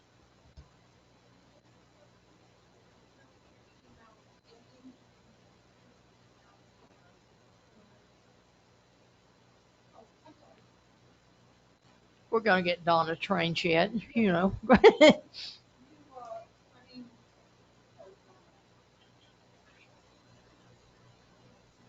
Do karaoke. Okay, recently, I think it's recently, because that's what they told me, that the church and the trash and everything was changed from like a residential to a commercial, which really, really increased our rates. Now, and I'm speaking on behalf of the church. I realize mine's going to stay the same and everything like that. But is a church really a commercial? That's number one, I would ask. And number two is our consumption is so little that is it a generic formula that we're paying for? So I don't understand. And maybe I should not ask this now. Maybe I should ask you to explain things to me at another time. I think we need to like review your bill and stuff like that and see exactly what the difference that you required. But yes, if it was a residential and commercial, there is a base charge based on your meter size and all that stuff. And so maybe we could reduce our meter I don't know. showing? We would just have to look at it. Okay, Yeah. so whoever you are, I want to talk to you. All righty. Okay, anyone else? We normally don't take, I know. which is fine. I'm just saying, I think this is important to people that we need to get their input on the thing. So, okay, let's go back. Is there a motion that we quit, ask them to recompute the water sewer rates? Mayor, I don't think we need a motion. I mean, to just maintain the same rates. If you guys aren't taking action to change the rates, then the rates are already in place. Right, so we don't need to say we quit. And I just want to, put it out there and caution the council and everybody else is that we shouldn't wait 20 years for rate increases. Right. We should review our rates yearly and possibly change rates every 2 years, or when it's indicated. We haven't raised water rates in so many years either. The water has to fund, over 5. Water has to fund water, sewer has to fund sewer. So we have to look at those constantly. You just cannot do nothing and expect something to get done.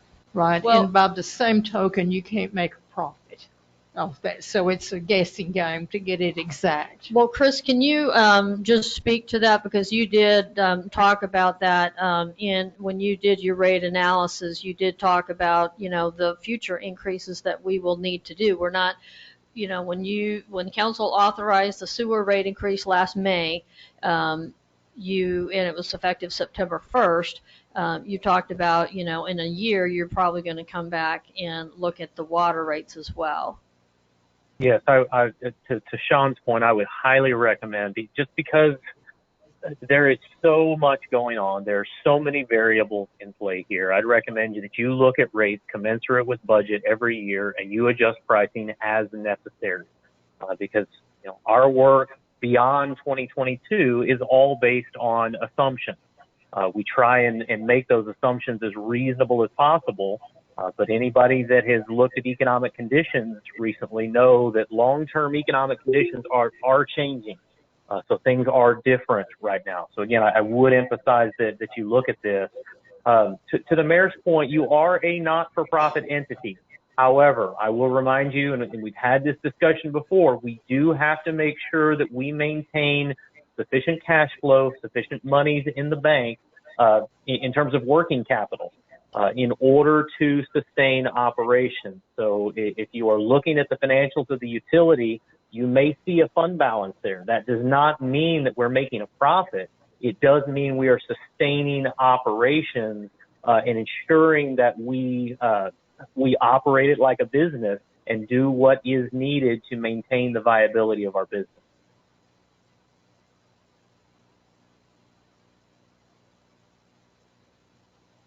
Do we have any more discussion on this item? Okay, we're going to move on to item K. One more. I know we're not taking a motion on this. Are we all going to agree that we're done and Cynthia and Sean can move forward? Yeah, I think everybody was in consensus on that. Okay, we're moving to item K, discussion and necessary action regarding a code of conduct ordinance. Sam, that be you. Well, we actually had a code of conduct draft that Carvin was going to prepare. Has Carvin, have you prepared that? It's in your packet. So you guys talked about some of the redundancies that were in the code of ethics. So that was taken out. And so you have that updated code of ordinance in your packet. Is there anybody have a reason we shouldn't pass this? Sam, I do. I do not like the last paragraph or portion or whatever. I think it's the first part of it, the 2 or 3 things, basically is common sense. You know, treat everybody nice and smile, brush your teeth. The last item, I think, limits what any of us can do if we want to talk to an employee.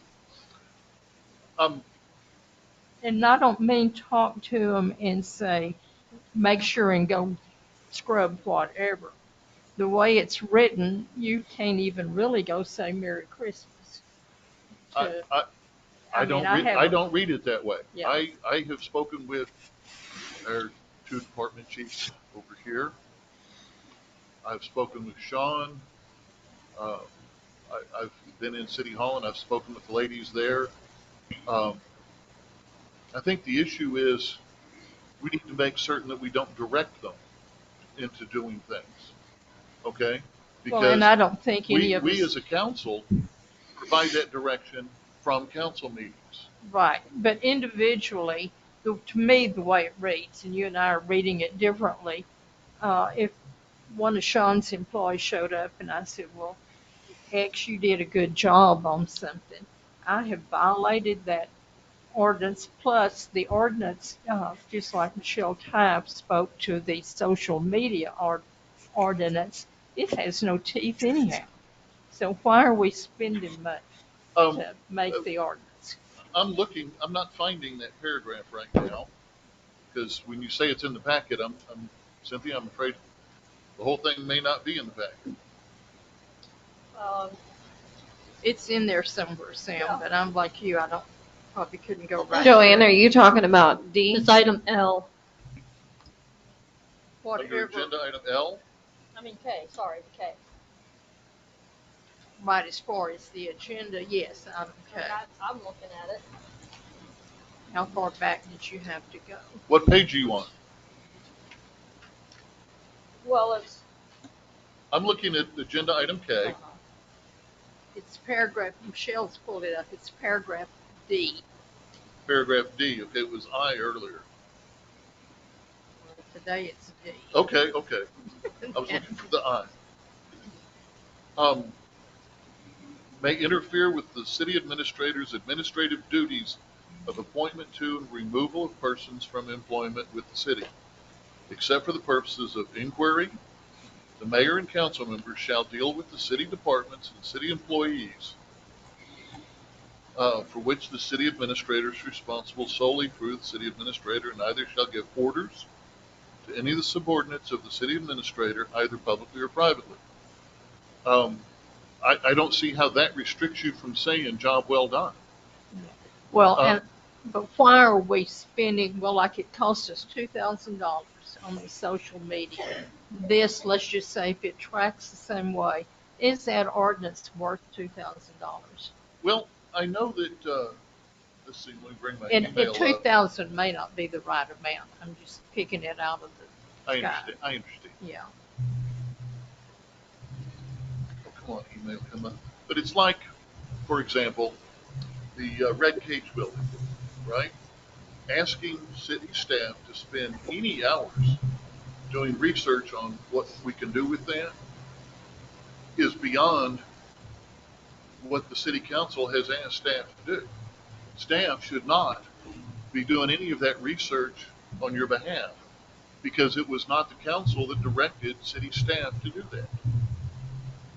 Okay? I mean, you can do your own research. We can do our own research. But the thing is, when we ask city staff to do something, we ask them as a body. We make decisions in a council meeting, okay, to make to ask staff to go do things on your behalf with your projects. And I'm not trying to pick on you, I'm talking to anybody here. We cannot ask them to go do things. Okay? We ask them to do things as a city council. Outside of a city council meeting, we have no authority to direct them to do anything. I mean, Okay, that one we're going to finish because the Red Cage building has been a substandard building. That's been a topic since we started with the blue substandard building. And it's been a task that's been on the agenda and it's been a hot topic. So but yes. Has the council directed staff to go investigate that building? It's been on a substandard since we did the ordinance. She has not just completed it. So yes. I've questioned her every time, so it's been annoying to her. So yes. Well, no, absolutely not. It has not been annoying. So we have, as council, we have talked about that one. And we have talked about because we have updated and this is what I've told you and all of the council, but we had to update our substandard ordinance. So we had to do that and make sure that it was legal, because when you start taking private property, you have to make sure you're doing it legally, and our ordinance prior to that was not sufficient. And then we had to budget for going after, if we're going to say, okay, here's a few that we're going to look at and make sure, and this is what cities will do many times at the budget hearing. You know, when we're talking about the budget, we're going to say, okay, we're going to put $10,000 in the budget for substandard buildings that we're going to start, holding accountable. And so the council did in that instance. But as we identify those substandard buildings, that's done by our code compliance officer. It is not something done by the city council. The city council doesn't go out to identify those substandard buildings. And that's my point, is it's not the buildings that we identify because we happen to choose one that we don't like. Okay? It is something that is governed by our code of ordinances. We have a code compliance officer. That code compliance officer is going to be the one finding the substandard buildings. We don't need the council members, and this is the whole point of that paragraph. We don't need the council members trying to, outside of council meetings, directing staff to go do things. We direct staff to do things during council meetings. That's why we vote on it. Okay? So then I'll just keep adding 10 topics every time. So you're asking me for every council meeting to add the red, for the citizens that don't know, it's the Welcome to Rhome Cage building when you come in. That's what he's talking about. That is a substandard building that I asked Cynthia about once a month. Have we come to an agreement with the citizen that owns it? So yes, that's where we're at, because I'm the one who added the substandard buildings to help clean up this town. So I ask her where we're at on it. It's not me going to her. So if we can get to, again, it's not my own topic. This is help clean up the town. I was trying to use that as an example. If you don't like the example, my point is, don't direct staff in any department to do something outside of a meeting. And that's why we vote on it. That's the way the council works. And I understand that, but what I see this as being completely not needed, because I don't think that's going on, Sam. Is it to correct a problem, or do we need to address the problem specifically? I vote that we don't do the code of conduct ordinance and the cost it will add to our city budget. If anybody else wants to add something, go for it. If you want to say something, Sam, as what it on this social media policy, it said, I think Carvin, not quote me, but when I went back and read it, it says not intended to circumvent Open Meetings Act rather than to set expectations. So I guess we need to set expectations for ourselves instead of doing another code of conduct. Maybe just add to it. So I'm not for the code of conduct. We need to just know how we should act. Anyone else want to comment?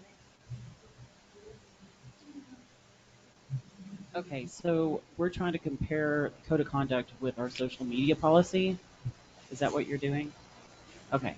No, I'm just saying we should probably add to it because people don't abide by the social media policy. So Well, maybe social, just a, yeah, social media policy, especially depending on who you're talking about. If it's staff, it's one thing. If it's us or if it's the citizens, that's the citizens' First Amendment. That's their no, right. the citizens. That's their right. Yeah, that's their right. We can't do anything about that. This, do we have any? Is there any recourse when if somebody violates this? What happens? Someone violates it, really, the only thing we have is we can have someone censured. Okay, and that becomes, if you will, government-wise, an official slap on the wrist. It becomes a permanent record that you have violated your duties, and it's now on record. Okay, that's really the only thing you can do. I mean, that's what United States Congress does to its members when they break the congressional rules. They will censure them. Or a United States senator. That's standard government practice. But what we're saying is, these are the guidelines. When we have decisions that, I mean, we make decisions for our staff. We make them here. We vote on them. Okay? We can talk to anybody on the staff anytime. Just don't be trying to direct them to do things. That direction comes from the meeting. Now, would this code of conduct be sufficient from what one of the citizens that was our ex-mayor had to say about you? Which would you be get a slap on the wrist from what she said? That'll be fine. Okay, let's move on. Do we want? Okay, Elaine. I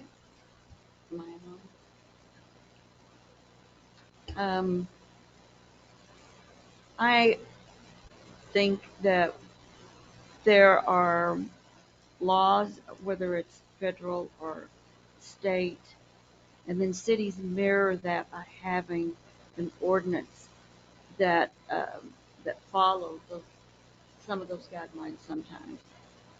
Sometimes an ordinance is for clarity, and I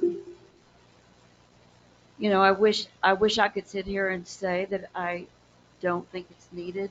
I wish that I could say that all of city officials, elected officials, our staff, et cetera, our citizens, behave. I wish I could say that. But we have some issues, unfortunately, with our city council. Okay, can you be more specific? I will be more specific. Okay. We've had interruptions. We've had people on the city council that has virtually attacked some of our staff on film. We've had different times where we get legal advice from our attorney and to be reminded of how we should behave as city council members, and then have someone look directly into his face and ignore that reminder. We've had incidents where we have confidentiality problems from closed session, and it's the leak, or those that have been talking out of turn, it's one of us because nobody else knows it, but all of a sudden it's out on the street. So we're right, what's been said. There's not much bite if you don't comply. But we ran for office knowing good and well that there is an oath of office And that oath of office says that we will uphold ordinances, that we will uphold state law, federal law, state constitution, federal constitution. And you've heard me say this 100 times.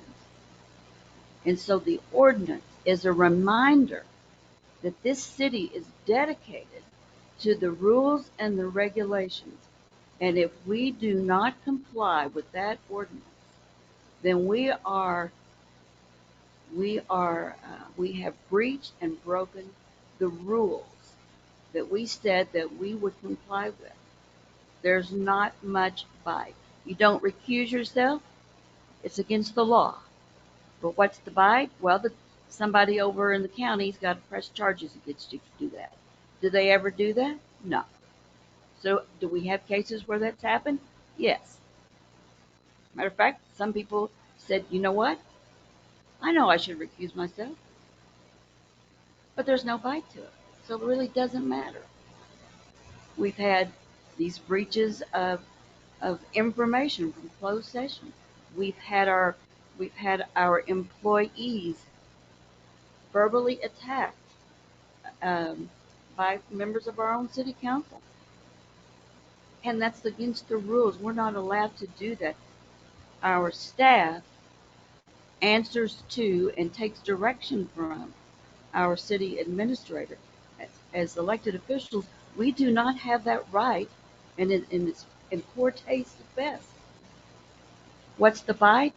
To censor. That's the only recourse. But it's bigger than that. It's bigger than that. It's part of that conduct thing that we're talking about getting along and about doing the right things and all of that kind of stuff. It is it also is a commitment from the city by having the ordinance that we think that those patterns of behavior are important. Now I'm disappointed. I'm disappointed in myself. I'm disappointed in the city council that we have these times where we have not been doing our job and living up to that oath of office. And so I am in favor. I am in favor of this as a reminder and a commitment that that's our job. We took an oath of office, and if we don't want to do it, then we need to quit. Okay, anyone else? We need to move on. It's 8:55. Josh, you have any comments or anybody wants to say, let's go for this or not go for it? There's really nothing I can add to what Ms. Bree said. Just about that last paragraph, I think it simply states we do not direct them. That doesn't mean we can't talk to them. I talk to them all the time. There's no issues with it. So, Sam, unless you want to, I will make a motion to approve this ordinance. I'll second it. Okay, all in favor? Aye. All against? Okay, so it has passed, and we will go ahead with it and finalize it and present it for signature. Okay, now then we're moving right along. Let's go to L. That shouldn't take too long. Cynthia, relative to actions regarding 201 International Fire Code, 2018 Building Codes, and 2018, and I don't know what COG stands for, amendments in 2017 National Electric Code. So thank you, Mayor. This is, we are updating the building codes right now. We are in compliance with the International Building Codes of 2015 and the National Electrical Code of 2014, and the COG stands for Council of Governments, so it's the North Central Texas Council of Governments. Their 2015 option B amendments. So staff has been working on this, and what this action will do is update our building codes to the 2018 IBC, which is International Building Code, 2017 National Electric Code, and the 2018 COG amendments, option B. So It's really just making sure that we're staying up to date with our building standards and making sure that we've got safe buildings. And so you're saying these are the codes we're currently under? We're currently under 2015 generally, So and you we want need to go to 2018. 2018. And is there an effective date? It will be effective once you guys pass it and it's published. I make a motion that we pass those. In a second. Okay, all in favor? Aye. Aye. I did. Anyone opposed? Okay, so Cynthia, that one works. Okay. Now, y'all, it's 9 o'clock almost. If you want to keep going, we can keep going, but let's kind of hurry, because I would hope from now on we can have an hour to an hour and a half meeting rather than go forever and always. Then we And should have Cynthia met- is trying that. Then we should be meeting twice a month. Well, we don't have to even meet twice a month, but if it takes it to shorten a meeting for hours, we'll have to consider that. Okay, item M under new business. Cynthia, are we going to even address this to lower the speed limit on 3433? Yeah, I'm asking you to table that. I'll come back with that. TxDOT has to take it down to Austin. We were hoping we could avoid that. So if Austin acts and we get something back, we can shave a tad off that speed limit, but I don't guess we should say now how much. It's just whatever a tad is effective for. We didn't get a tremendous reduction on the thing. Now we'll go on to item N is in Nancy.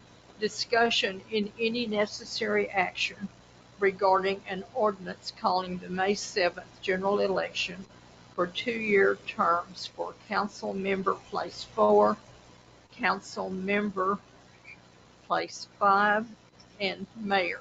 And we authorizing the city administrator to sign a joint contract with Wise County for election services and setting a meeting to canvass the election,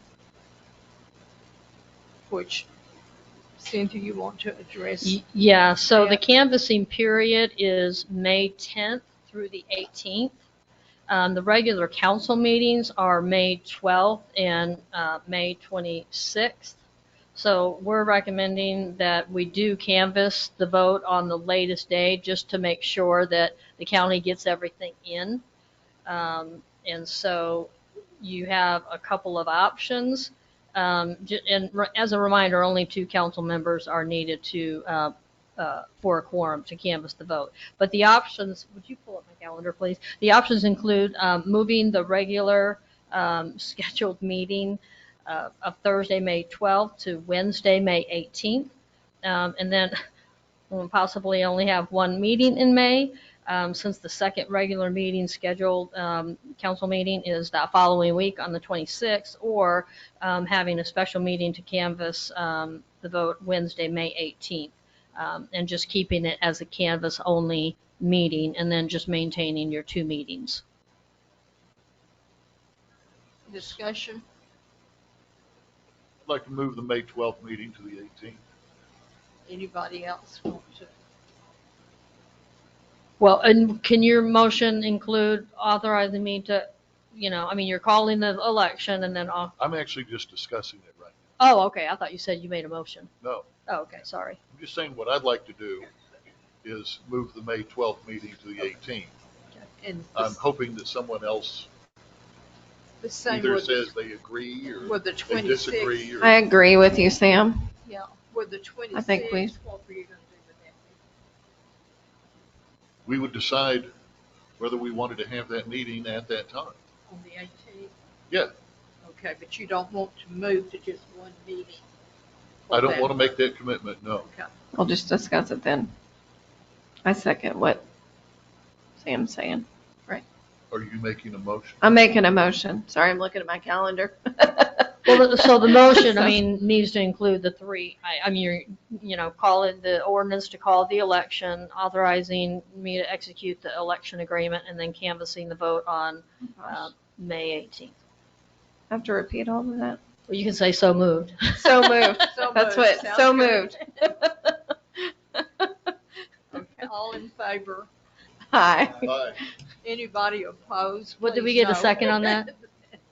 Who was the second? Okay, Sam. Okay, now we're going to move on to item O, discussion and action regarding our animal ordinance. Who wants to discuss that? Oh my gosh.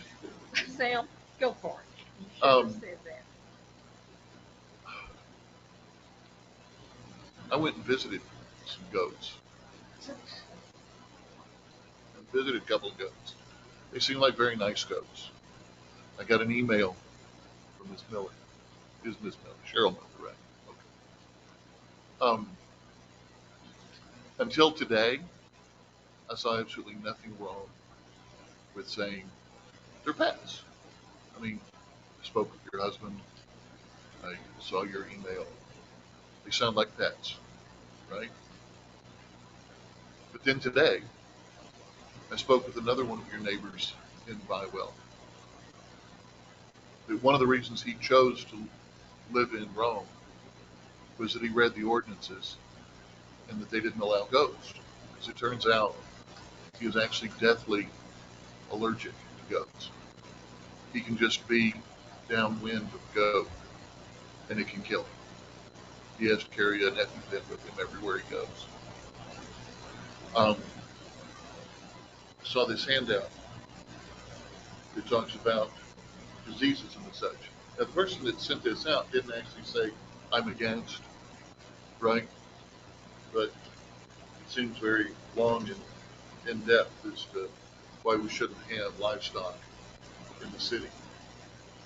When I first started considering this ordinance, this issue, right, I was thinking, it's a pet. Who cares, right? You've got a pet. I mean, we can call a lot of things pets, right?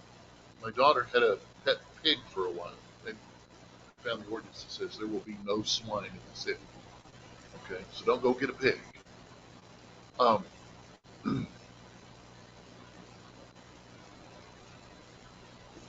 And no, I cannot imagine anyone telling me I have to get rid of my dogs. Okay, that's my pet. They're my pets. I discussed it with my wife on the way here this evening. Okay, what if somebody told you you had to get rid of your dogs? Okay, so I genuinely appreciate that you want your pets, you keep your pets. I'm trying to find some middle ground. Okay, I'm trying to find some middle ground. The guy that sent this out, he lives in Bywell. He clearly does not want goats around his house. Okay, the guy that's deathly allergic to, he clearly does not want goats around his house. He even said that he was at DFW Airport one time. You'd think it'd be a goat-free area. Somebody was shipping goats, and they had to call paramedics to save his life at DFW. So somebody was shipping a goat. He happened to be it. As a waiver goes, I'm thinking there could be room in our world for a waiver for pets, but I think we need to be considerate of the people that don't, they have a problem with the goats. So just picking a number off the top of my head, I'm thinking if anyone within 400 yards of you objects to your goats, right? Because we talk about, somebody living within 200 feet of, something going in, and, we got to make sure we get their opinion. And I'm just picking a number out of the air. I want you to keep your pets, okay? I thought they were very nice goats, okay? They seem very friendly. Well, one of them was friendly. The other one was kind of shy, okay? I want you to keep your pets. I really do. But the thing is, I have to consider all the citizens. You understand? So I really would, I'd love to hear. I cannot make this decision in a vacuum. I need to hear from the rest of you. What do you think? I have a couple of questions for you. Yes, ma'am. Go for it. So the person that's allergic, is that person living by? Yes. So how long have there been goats over in Bywell?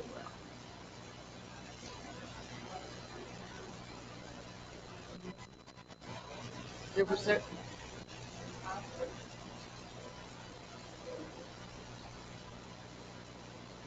so no adverse effect.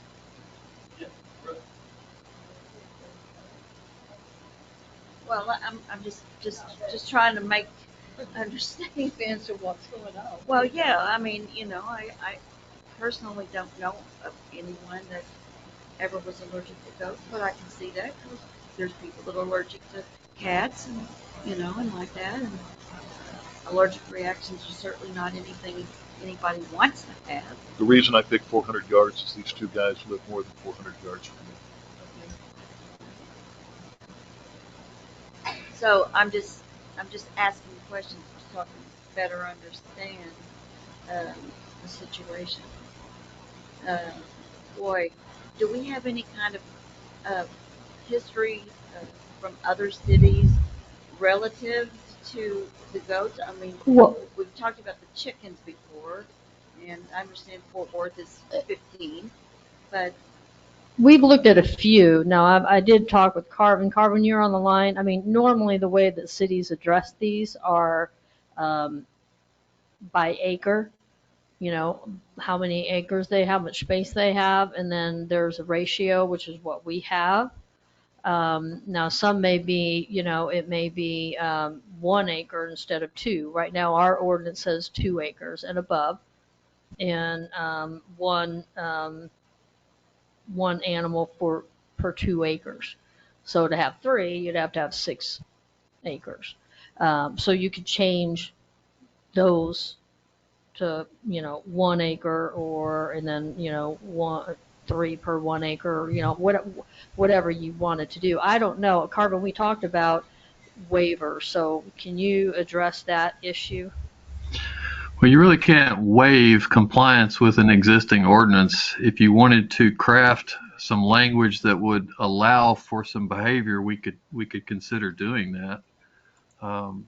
But that would amount to an amendment to the existing ordinance that you have. Carmen, can you say such as, what are you speaking of? Well, I gave Cynthia a number of different examples from all over the community. I mean, it's all over the place. Weatherford allows 3 per acre. Alvarado allows 1 per acre per 40,000 square feet. Another way of regulating it is distance from other houses, distance from residences. So that there are several different approaches that are used by cities all around the Metroplex. Flower Mound has a maximum of 5 head of livestock for properties. The definition of livestock includes goats. Hazlet has a maximum of 4 small grazing animals. That's defined to include goats. So I mean, there are all kinds of different approaches. I can't. Sure. Well, that really gives the advocate for people any one of sitting them. here something to think about what we could be looking at. So I'm with y'all. I love animals. I grew up with animals. I grew up on horses. Eventually, one day, I plan on probably having all of these animals in our ordinance on some property. According to our ordinance, I've got several issues with the way it reads so far. No cow, goat, sheep, or other livestock except horses. Now, I understand what livestock is. It's stuff you can eat. It gives you food, milk, whatever. Depending on what part of the country or part of the world you're from, horses could be considered livestock because some people do eat them and some people do use them. Not only that, but it says, except horses may be kept on a tract of less than 2 acres in size. So you're telling me that we can have the largest animal on the less amount of acres than we can the smaller animals? You can't have a goat on 2 acres, but you can have a horse on 2 acres. Horse is going to do a lot more damage than anything else. They make a lot bigger waste than all the other animals. Not only that, but then it goes on to say, no horse shall be kept on a tract of less than 3 1/2 acre. So is it 2 acres or is it 3 1/2 acres that you can have a horse on? So overall, I think we definitely need to look at our animal ordinance, and I'm glad that y'all brought this up because I really had no idea. I mean, I don't think any of us did. But I maybe I'm with Sam on what he said, and maybe if you talk to your immediate neighbors, you know, or there's something that we could put out there, or maybe lower the acreage or something, because I mean, I don't want people to give up their animals. I would never give up my animals. Well, I also don't want the situation of the guy that has the allergy who moved here having reviewed the ordinances prior to moving here. You know, I mean, he knew what his allergy was. He read the ordinance, saw that, I mean, because he was looking for goats, specifically for goats. He's allergic to goats. So right now he looks at that ordinance as something as protection. So I don't want to give some kind of a blanket and now all of a sudden people can have goats anywhere, because I don't want his next door neighbor to have goats. You with me? Okay, so I still want to respect and, you know, his rights, because these were the rules when he moved here, and I mean, we need to maintain that. So, yeah, he felt protected. So what about something along the lines of, right now our ordinance reads you're supposed to register your pets with the city, whether you have dogs, cats, whatever. Technically, you're supposed to register those with the city. Why can't we do something along the same lines, as well as you have signatures from your immediate neighbors or something like that to go along with your registration? Immediate neighbors, I think you want to quantify that. Well, it's what we're here to discuss. Right, 400 yards, maybe. No. Because those lots are really big out there. Yes, ma'am, go ahead. This, microphone. When this all came about, I did speak to several of my neighbors. I was sick last week with COVID. I got COVID a week ago Sunday, and I'm just now getting back out. But I've had all my immediate neighbors and my neighbors across the street also, and the ones behind me have all said they would sign a petition saying they don't mind my goats, if that will help. I mean, is that what we're asking? And if they're within a far enough range? But, okay, yeah, so I can get signatures from neighbors saying they don't mind them. And Cheryl lives behind me. She's one of the behind me neighbors. So if that's what we need to get, we can do that. Because, I mean, I've had several neighbors, they love my goats. While you're there, let me ask you a question. How many Yes, ma'am. goats did you tell me you had? I have 2. And how many do you have? 4? Mine are, they're like Nigerian, you saw them, they're the same size as my dogs. They're like Nigerian dwarf goats. They serve no purpose other than you watch them play in the yard, and they think I'm their mama. I could never get rid of them. I appreciate that. So is there anybody else that has more than 4 that anybody is aware of over there? So you have a herd. I came with 4. I have 2 13-year-olds. Goats live about as long as a dog. And I have a tripod. She's got 3 legs. She was going to be euthanized. And the other 2 are pygmy Nigerian dwarf like hers. And they're little, popcorn and penny. And then Starfire is 3-legged. And then Hopper, he's the one that had the urinary calculi, and he's got a hole from a PU surgery that was done, and his bladder was attached to it.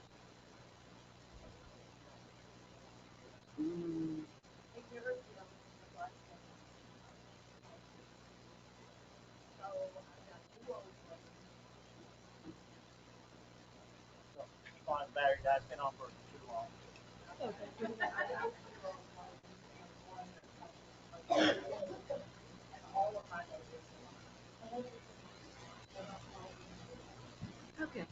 And, you know, they're like a dog, and I keep it clean, and I'm working.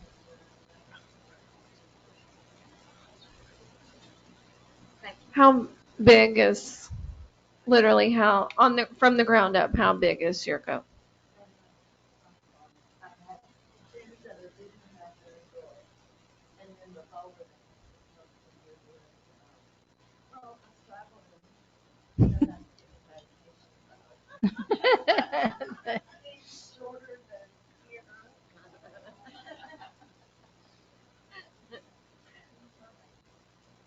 Yes, Michelle. So I want to point out, I know that we got this pamphlet on diseases that goats transmit to humans. I just looked up all the diseases that dogs can transmit to humans, and it's about the same length, or maybe even longer. And we have dogs everywhere, so.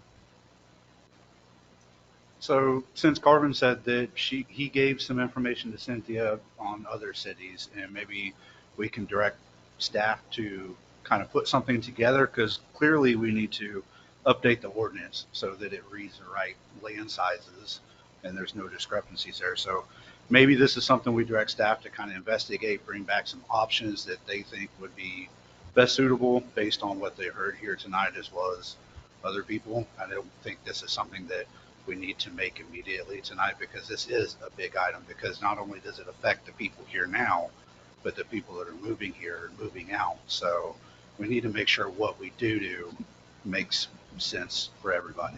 So what are we saying to the people that today have their goats? They can keep them until we figure out what we're doing. Is that kind of where we are?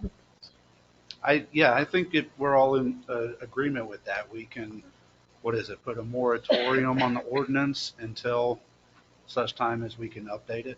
Okay, that sounds like a winner. Do you want to make that in the form of a motion, or do we need a motion, Cynthia? It's just direction, because they're looking into it. Sam has a question, I think, right? You were about to talk. Oh, I'm sorry, Sam. Go ahead. I'm just hoping that as staff is researching this. I know. Okay. Yeah. So are we all in agreement, and do we need a motion or just direction? Carvin, Anybody are want you? a bottle of water? I'm going to go fetch one. Bring the whole purse. Mayor, I don't think a motion is required. I think you've given enough direction to staff. So no motion, is that what you said? Yes, Mayor. Just direction. Okay. All righty, so let's move on then, and ladies, love your animals on the thing. Item P is in Paul. Yeah, discussion and any action regarding a burn ban within the city limits. Chief Fitch, you're on.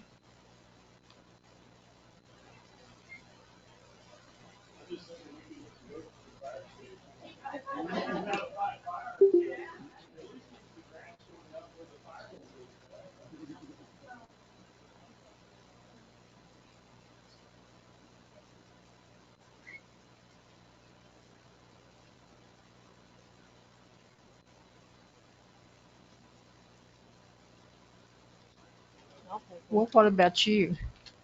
I can get another. Okay, full service. Can you open it?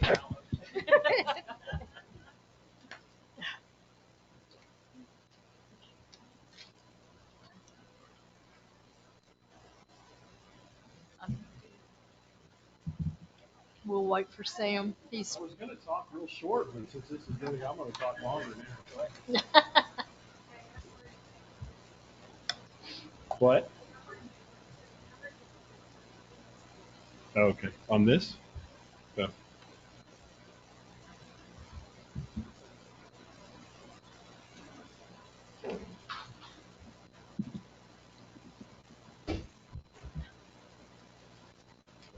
No, you're good. Are you ready?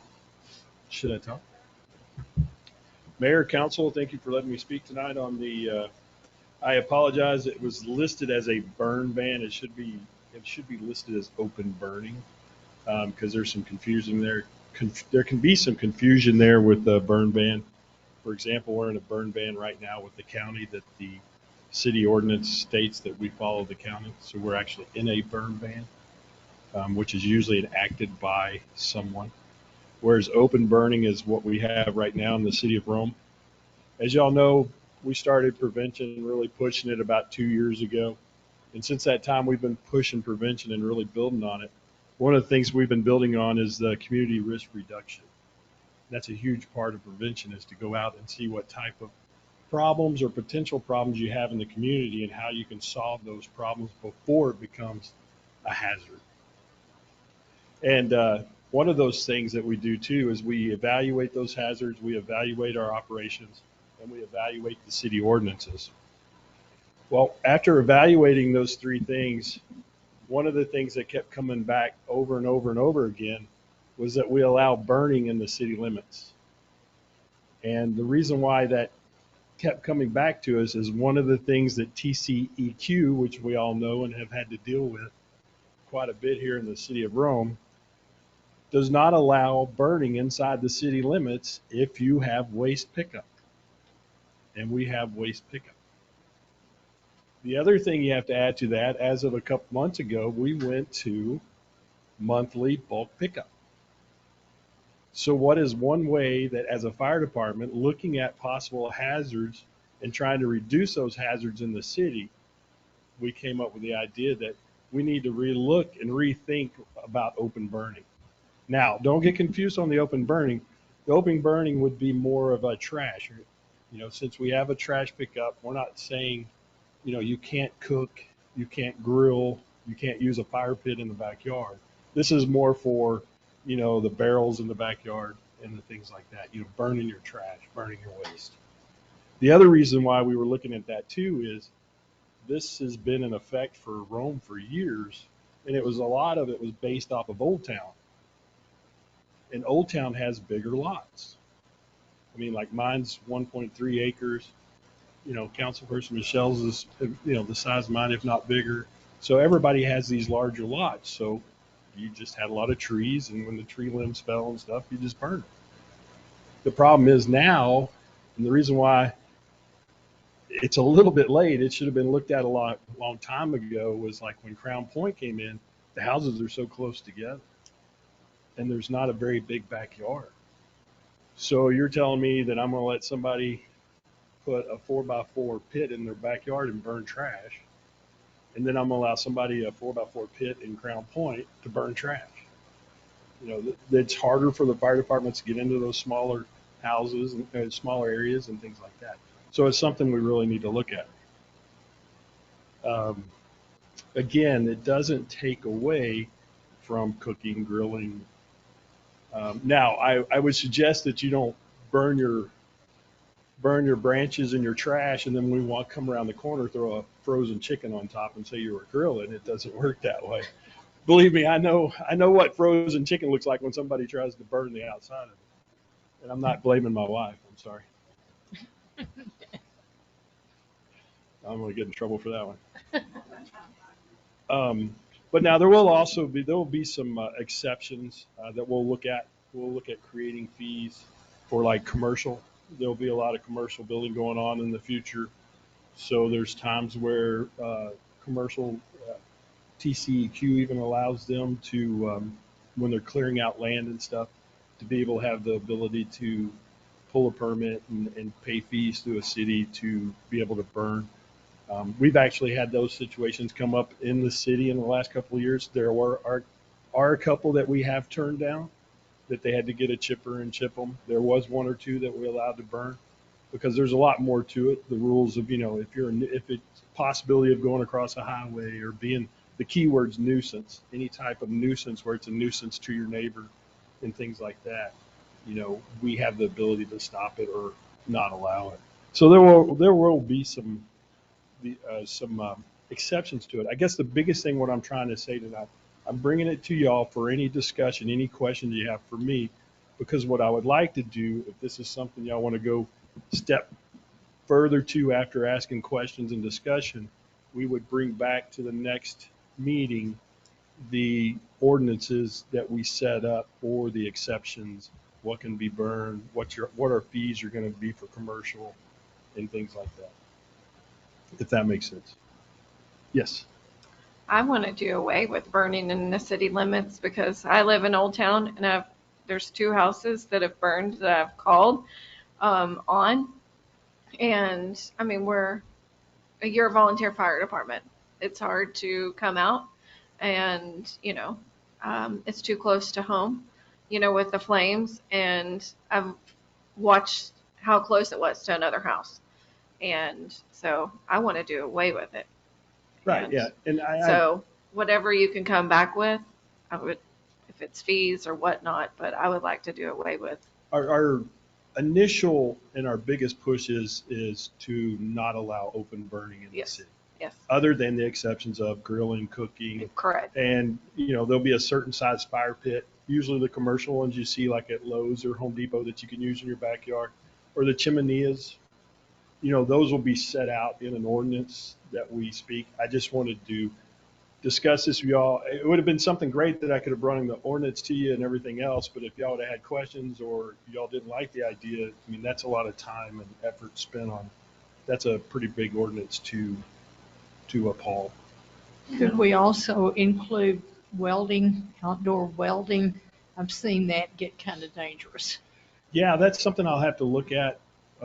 Unfortunately, when they put a burn ban, they allow cooking and welding, and it seems like every day somebody in the county is going on a grass fire that was caused by welding, unfortunately. But that is some things we'll look at. A lot of it will be comparing to other cities. There's not many cities right now in the Wise County that have no burning in the city limits except for Decatur. I tried to get with Bridgeport. I hadn't heard back from them at this time, but I know Decatur at this time is the only one. But all the cities pretty much east of us, all that, and south of us, they're all no burning in the city. Michelle has got some ancient thing here. I'm very disappointed by this, but. Oh, I am too. I have a huge lot. I have a huge lot with a lot of trees that keep falling. There will be exceptions for the larger lots. Well, there'll be exceptions. Maybe 400 foot. You can't burn his house. And if you have an allergy to fire, yes, probably. No, I'm teasing. I apologize. That was just a joke. Anybody else have any discussion, or y'all want him to bring us ordinances back? You're the pro at this, so you tell us what you think is best. And it's something I could have brought the ordinance tonight, but we knew it was a big night and a long night. So, but I'd be glad to have that all ready for you on the next council. I think because we'll have to get some legal clarification on it and go through carbon and all that stuff on. I think it would be good to bring back. I need to tell one quick story, and I know it's getting late. Many years ago, before Daryl showed up, I lived in Hotel Rhome, and there was an elderly lady behind us, and she called and said, we burned our trash. We had burned barrels, and she said, could your husband come help me? My trash has gotten out. Well, he said, okay, and he starts over, but he said, you better call the fire department. Now, you have to remember what we called the fire department at that time. And I did, and he put the fire out and whatever and come back home. And I truly forgot that we had called the fire department. And the wife of the fire chief, I guess it was fire chief, called me. She said, Joanne, we can't find the key. So Daryl has come a long way. He knows where his keys are. And I don't have to walk far. Right. So. And the key, yeah, that's the key. The key was kept on a nail in the building. Actually, the fire department was the other half of our old city hall. And somebody probably had put the key in their pocket, So, Daryl, you don't know how much we appreciate you guys. Well, I appreciate it. I just want to say one of the biggest things that we run into, the majority of the time, everything's safe. Everybody's doing it properly. They know the rules. The biggest thing we run into and the headache that we have to deal with on a constant basis is neighbor versus neighbor. We are in the middle of neighbor versus neighbor. He can't burn. Yes, he can. No, he can't. And that we have to, and we get stuck in the middle of it. So we almost feel like referees on open burning. Well, I think we all look forward to bringing back ordinance. Yes, please bring it back, because the one I saw, I have to say, the house that I saw, then it was a street over for me. I saw it hitting the trees, and it was a street over from me, and I could see it from my front porch, and I called 911 and saying I could see flames. I don't know what's going on in their backyard, but I could see it hitting the tree. So thank you, Daryl. We appreciate it, Daryl. Okay, we're going to move on now to item Q, which is discussion. Thank you, ladies. Oh, sure. I rolled back. Is this better? Okay. It's discussion and any necessary action regarding the alley between West Logan and West Russell. That is a thoroughfare. It is full of chug holes, and as the lady spoke earlier today, everybody uses it, but the city will not or has determined they will not maintain it any longer. Is there anything we can do? Can we put a no through traffic there? Because between these two streets, there are at least two houses that have only access to their property from the back. They can't come off the front. So if we, quote, close, barricade the alley, if that might be, then that doesn't work for those guys. And I guess what we're saying, what ideas do y'all have to keep traffic out of that alley? Of course, Sam. I don't recall the restrictions. What does it take to make a street? I do not know. Sean? It would be a lot of money. It would be a lot of money. One is we had to get the area surveyed to see actually where the easements. So we have to, if the road is not, if the alleyway is not the size of what a road is, then we have to acquire property and stuff like that. Well, so I don't have a number because you're talking about surveying, legal documents, purchasing land, and stuff like that. Right. And I remember. Yeah, even building a road is going to be expensive. I remember discussing it many, many weeks ago. And what it came down to was that alleyway is just not wide enough. I mean, we'd end up, taking people's property and such. Still not being wide enough. And still not be wide enough to be classified as a street. The problem is, I've driven down that alley twice. You won't do it again, will you? Okay. The first one was bad. The second one convinced me not to do it again. Right. No. And it's been quite a few years since that second trip. I don't know what to do. The only Close thing it. I But can the thing think is, of, Sam, and you may or may do not. what? Only thing I can think of that might work is no through traffic signs, and that would allow the property owners, I guess, access to their property. There's two, I think, there right now, maybe three. I believe there's two. I see lots of people ignore those signs. Yeah. Okay, and I think we'd be putting a tremendous burden on Chief Divas because there'd probably be a whole bunch of citizens that get really chapped because his officers are now writing tickets for people driving through, right? Y'all don't want to do that. Y'all don't even want to monitor that. There's a lot of people that break the law around here. I mean, have you seen the people driving up School Road? I mean, The use of an alleyway is for people to just have access to the rear of their property and for emergency services. An alleyway is not intended to be somebody's personal driveway or somebody's thoroughfare.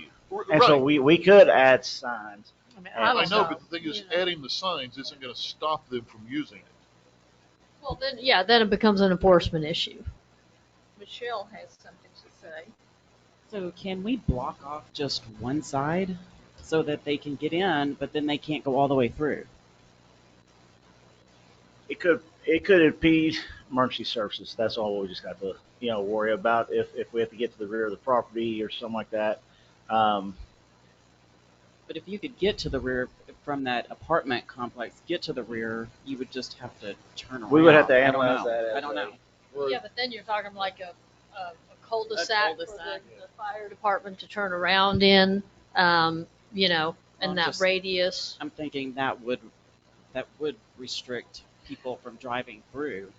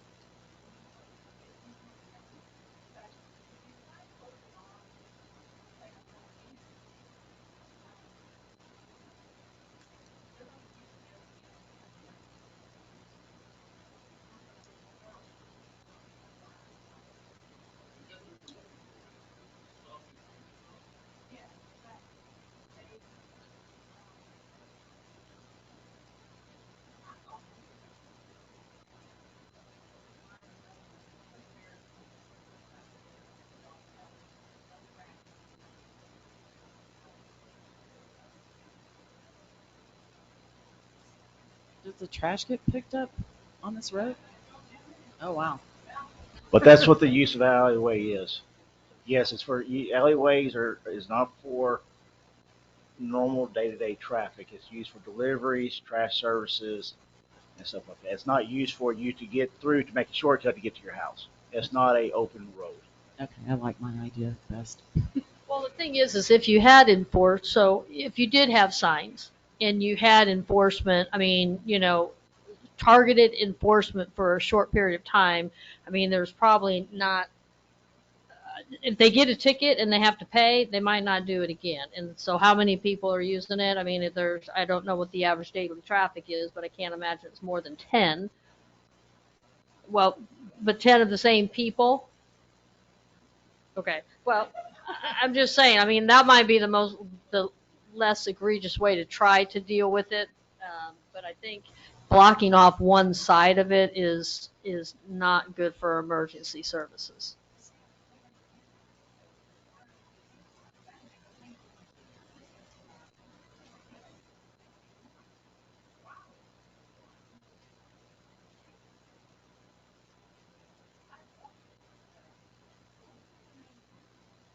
Well, and just so I didn't,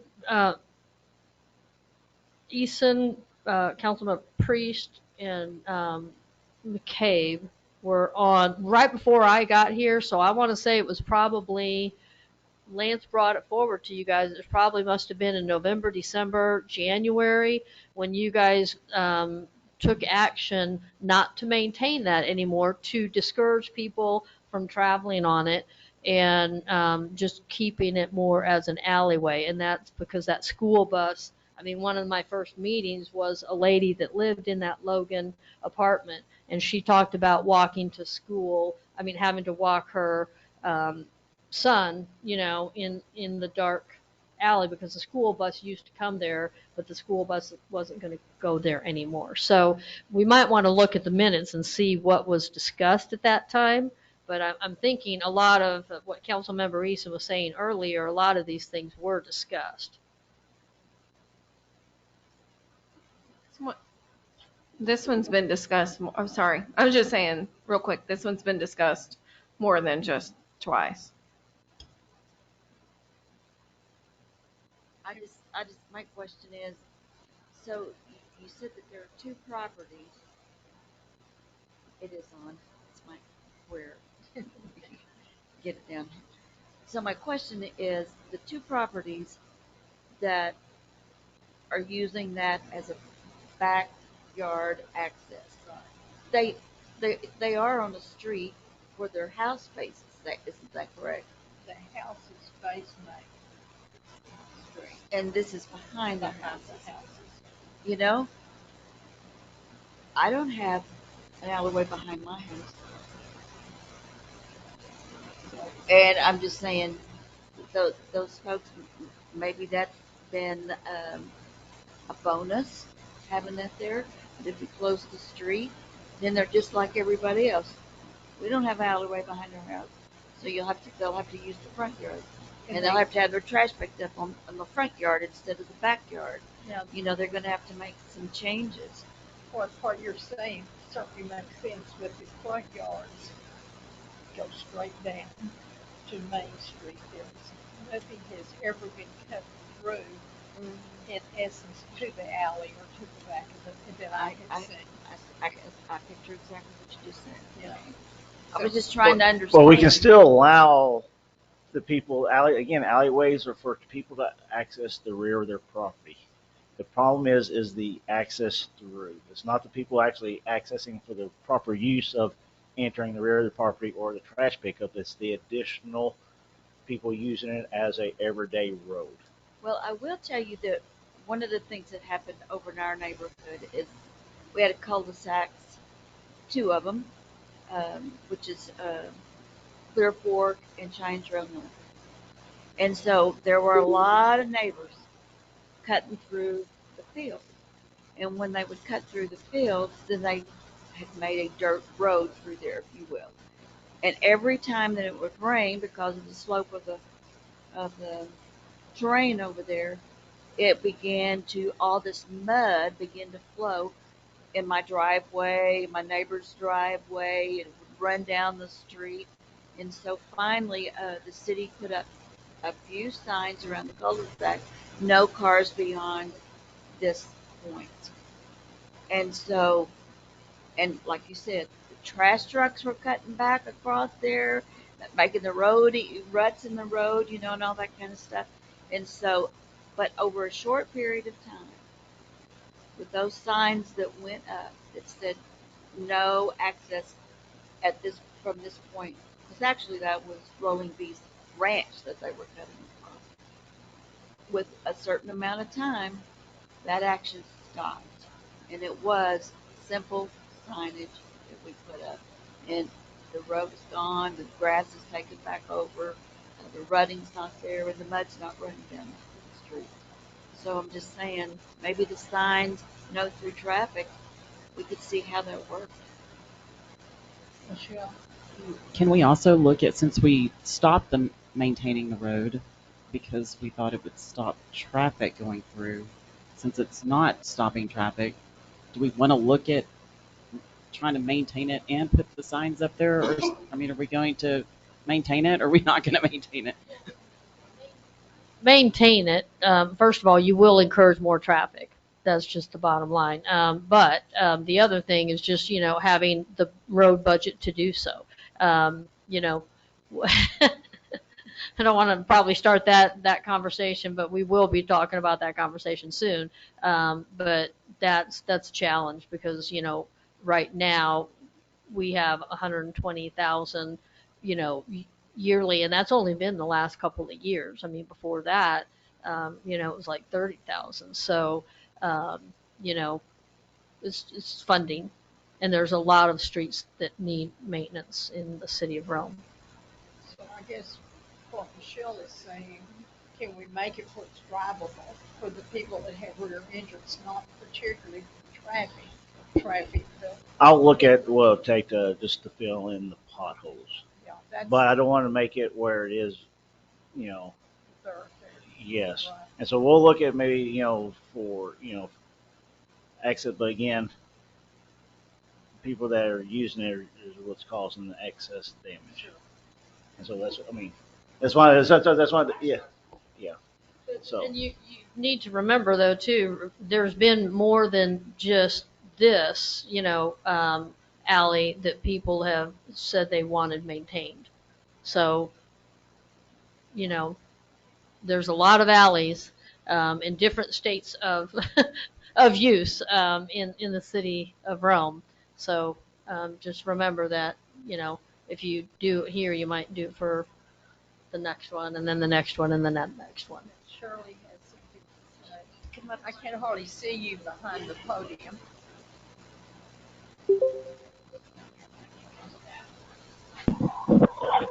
Yeah, push the button. He'll get the button.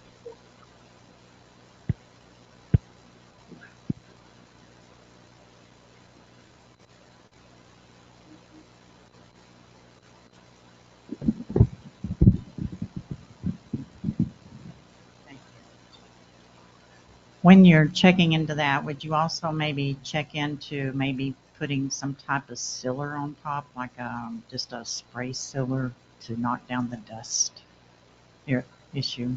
Because when they're flying through there at 55, and you look behind yourself, and what do you see?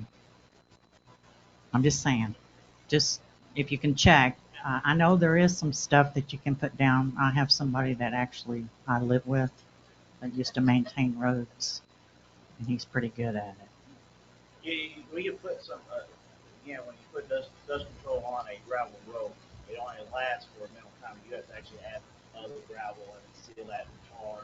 So it's more of a process than just that, than just to seal on the gravel road. It's only maintains this for a little while, then we have to keep applying that stuff. So I will even take reclaim. Yeah. You know what I'm saying? Yes. And if you need a helper, I've got one that might can come help you. Thank you. Okay, so where are we on the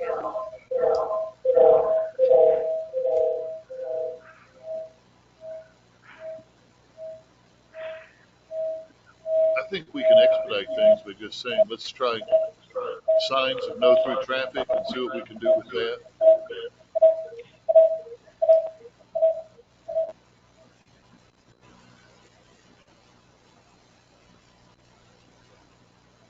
So I'll go ahead and make that motion. Let's put up some no through traffic signs and then evaluate in 6 months. any more discussion on that? I'll second that. Okay. We have a motion and a second.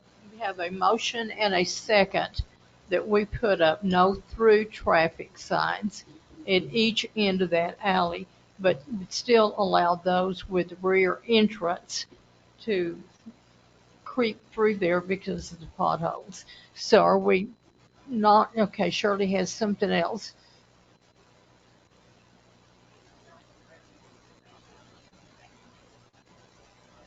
Right, yeah. And, the city can let the residents know that we're trying to close the alley to through traffic, but we realize they still have the need. So is that what I'm hearing with a motion and a second? Sean, are you okay with that? Oh, okay. All that good stuff. Okay, we have a motion and a second. All in favor? Aye. Anybody opposed? No. Okay, so we'll see how that works, and we'll come back, like Sam said, in 6 months or so. Okay, it's 9:50. Do y'all want to keep going, or do you want to table everything until the next meeting? Council people? Keep going? Okay, so the next one is R. Discussion of financial checks and balances. Josh, that be you. Yes, ma'am. This should be a quick one. I know we've had some questions lately about our checks and balances, who stops the embezzlement going on or anything like that. So I just want to put it straight and let everybody know that these are what we have. We have several staff members that are involved in all the city hall operations. They're all cross-training, so everybody has an eye on everybody else's work. 3 staff members that provide the checks and balances to our financial process, and 1 council member that reviews the bank statements. So the mayor and I both have authorization to sign checks, and it also takes another person on city staff to sign the same check as well. So it's not like anybody can just go out and write a check to Amazon or whoever they want to. It takes multiple people to cut a check. We have a published budget, which is a legal document. We sit here and we have these meetings all year, every year about those, so nobody can come in and say that this money's going to this place, because we have that list right there that shows where all our money is going to. We have clean annual audits. Same thing. We have somebody that comes in every year that audits everything. If there was some sort of embezzlement or missing money or whatever, they would have caught it by now. Our audit guy does some very good work, and we're glad that we have him. We also have regular city council meetings like we do twice a month to sit here and talk about our budget, what we're spending the money on. We authorize certain people to spend money on certain things. And then, of course, all the council members always asking questions about the different stuff. So those are what we have in place, a short view of what we got for the checks and balances of our finances and things like that. Cynthia, did I miss anything or anything you want to add to that? You covered it. Thank you. Okay, anybody else with any discussion with what Josh is saying? I would just like to add to that, since I was Mayor Pro Tem and before that you were authorized to sign, and so I got to have some of that experience. So I will just say that the mayor or the Mayor Pro Tem, if the mayor is not available, looks at every invoice and every check. Every one of them. It takes that kind of signature and review, and I know that when I was doing that, I looked at that invoice. I made sure that check reflected that, and sometimes they'll break out to certain vendors the different departments, like the electric bill or something. There may be multiple checks tied to invoices, so they can keep that departmentalized. And so that is a good review. But I would just like to say that then we also have the mayor that looks at every invoice. She looks at every check, and so that's a pretty strong checks and balances. Well, and I should say kudos to Shana. She attaches to those checks all the documentation that says this is why this check needs to be written. And she's done an excellent job in her short time of doing this. Okay, we're moving on to. I want to say that, Mayor, you're doing a really good job, because I'm seeing this on the agenda. I printed off an old email because I just searched. Excuse me. I just searched my email for financial reports, and it was an old email between Cynthia and I, and so it was a lot of questions. So it wasn't the embezzlement that Josh brought up. So thank you. We took it a different route. It was about how far we were behind. And the $5,000 bank fees that I keep bringing up over and over and over again. We'll address that at budget time. But no, thank you, Mayor, for going over. But I appreciate it. Thank you. And what Ashley is running into, and I do too, to some of that, is we've got to look at those invoices and don't just say, okay, you owe $1 to company X. Why do you owe $1 to company X? And these guys do a good job. I'm not saying that. But I feel if I'm going to put my signature on there, and Cynthia has already signed it, we need to be sure that check is really needed on the thing. And if not, we kick it back to Cynthia and say how come and why. Happens very, very infrequently, but it can happen. Okay, we're going to move on then to item S, discussion and review of recent citizen forum on facilities. Elaine, that be you. Thank you, Mayor. I took lots of notes on Saturday when we had our open forum. There's a few things I'd like to just update everybody on. Some of the questions that were raised, I've reached out to get additional information, and so I'd just like to recap that. Sure. It's going to be kind of short, but I really want to thank the folks that showed up, that had some positive thoughts, that had some creative ideas. That was really what we were looking for on that forum. And, you know, what we're all about is having safe and usable facilities. And that's the goal of everyone in the city for that to happen. And so it was nice to have some, some positive thoughts about that. Um, One of the suggestions that was brought up uh, from the citizen was uh, looking at the financial aspect of things, looking at an arrangement with private sectors partnering with the city that would then ultimately build on the tax revenue, increasing the tax revenue.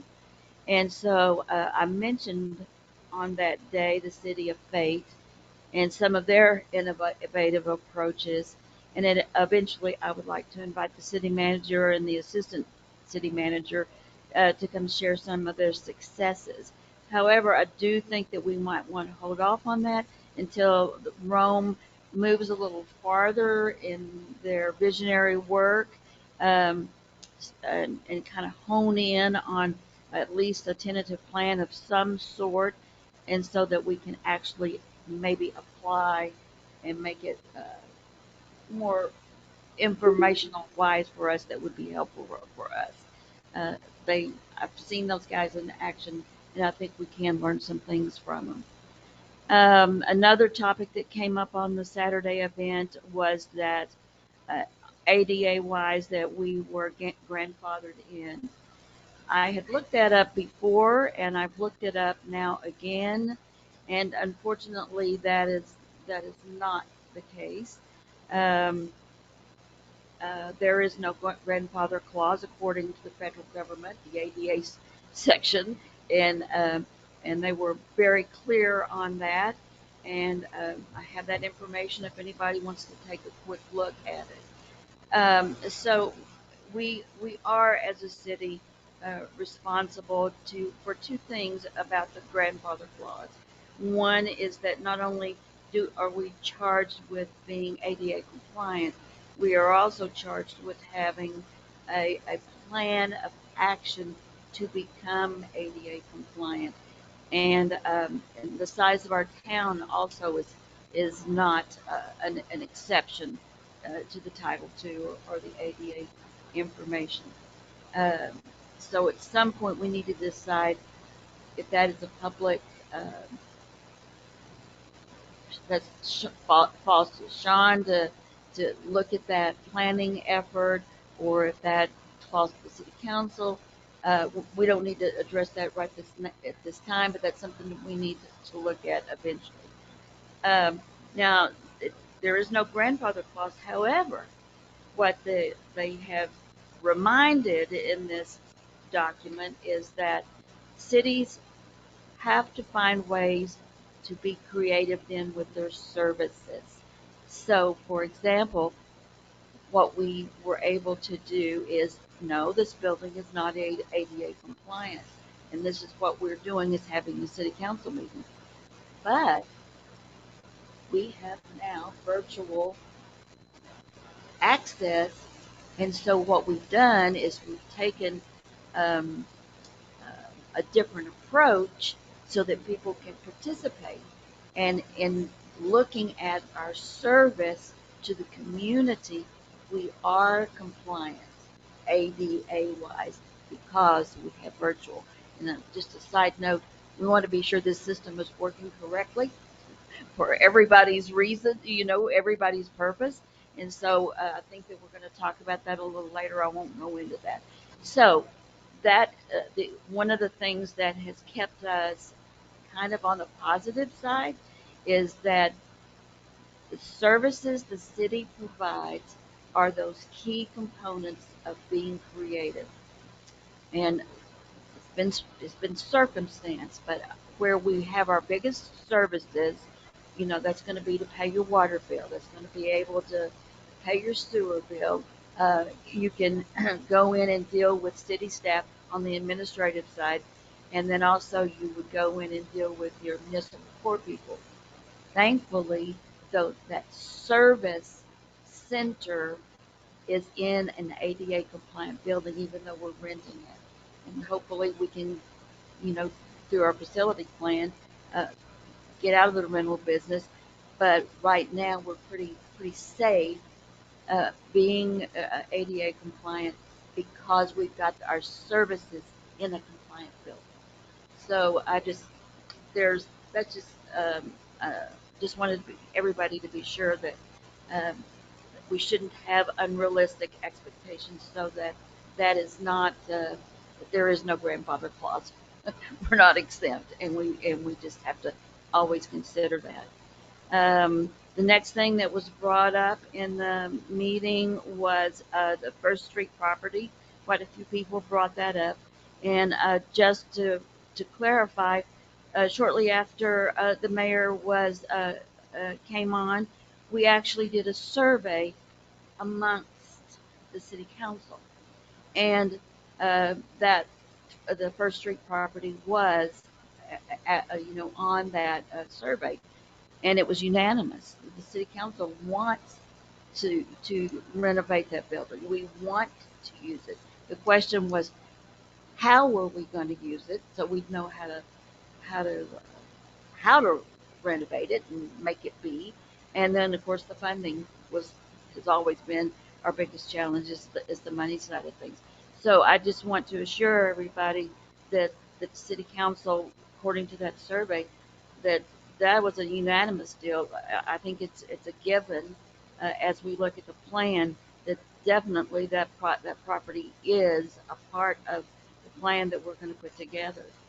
I'm still related to that property. I'm still personally in favor of being aggressively looking for grant money. It is one of the buildings, because of its historical situation, where we might actually find some grant money. And so I that's something else that we can look at another time, but I'm just saying that that's still out there. It was also brought up about the historical plaque for the former bank building. It's my understanding that it is on the city hall property. We've talked about trying to put it back up, but because of the work that needs to be done on the building itself, interior and exterior, it didn't make much sense to spend the money to have it mounted, only to have to take it down, to do the work that needs to be done, and then put it back up. And so every time you install and then take it back down and then reinstall it, you're taking a risk of damaging the plaque, and then that's what we don't want to do. So it is safe. We know where it is, but it's really probably not the most optimum time to mount it. So I just want everybody to know that we know where that is.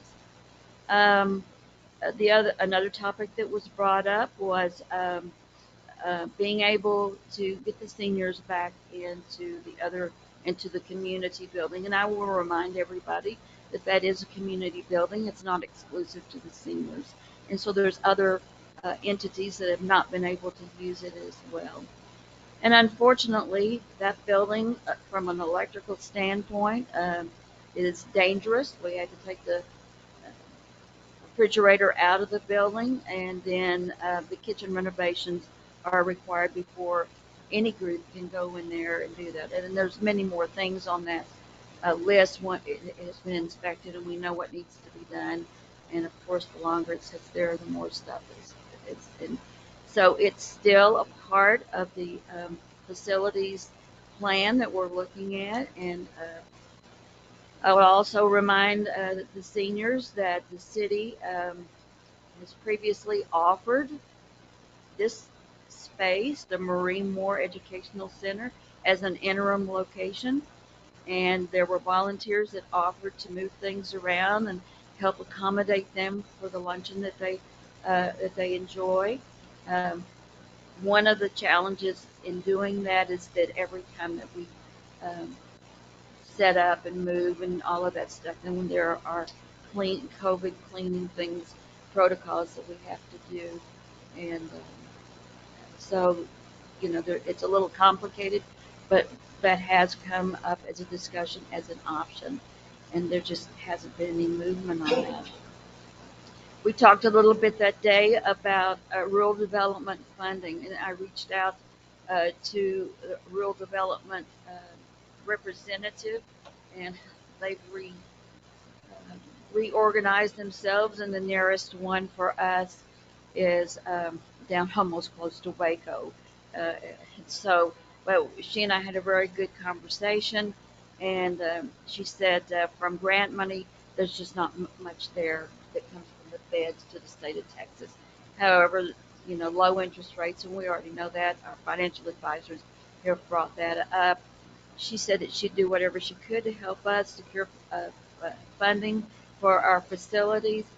She was clear that federal government applications and project requirements are stiff, and especially related to environmental matters. And of course, we know that we have environmental matters in some of our buildings. And so our plan that they would be approving, we've got to be really aggressive on that particular topic.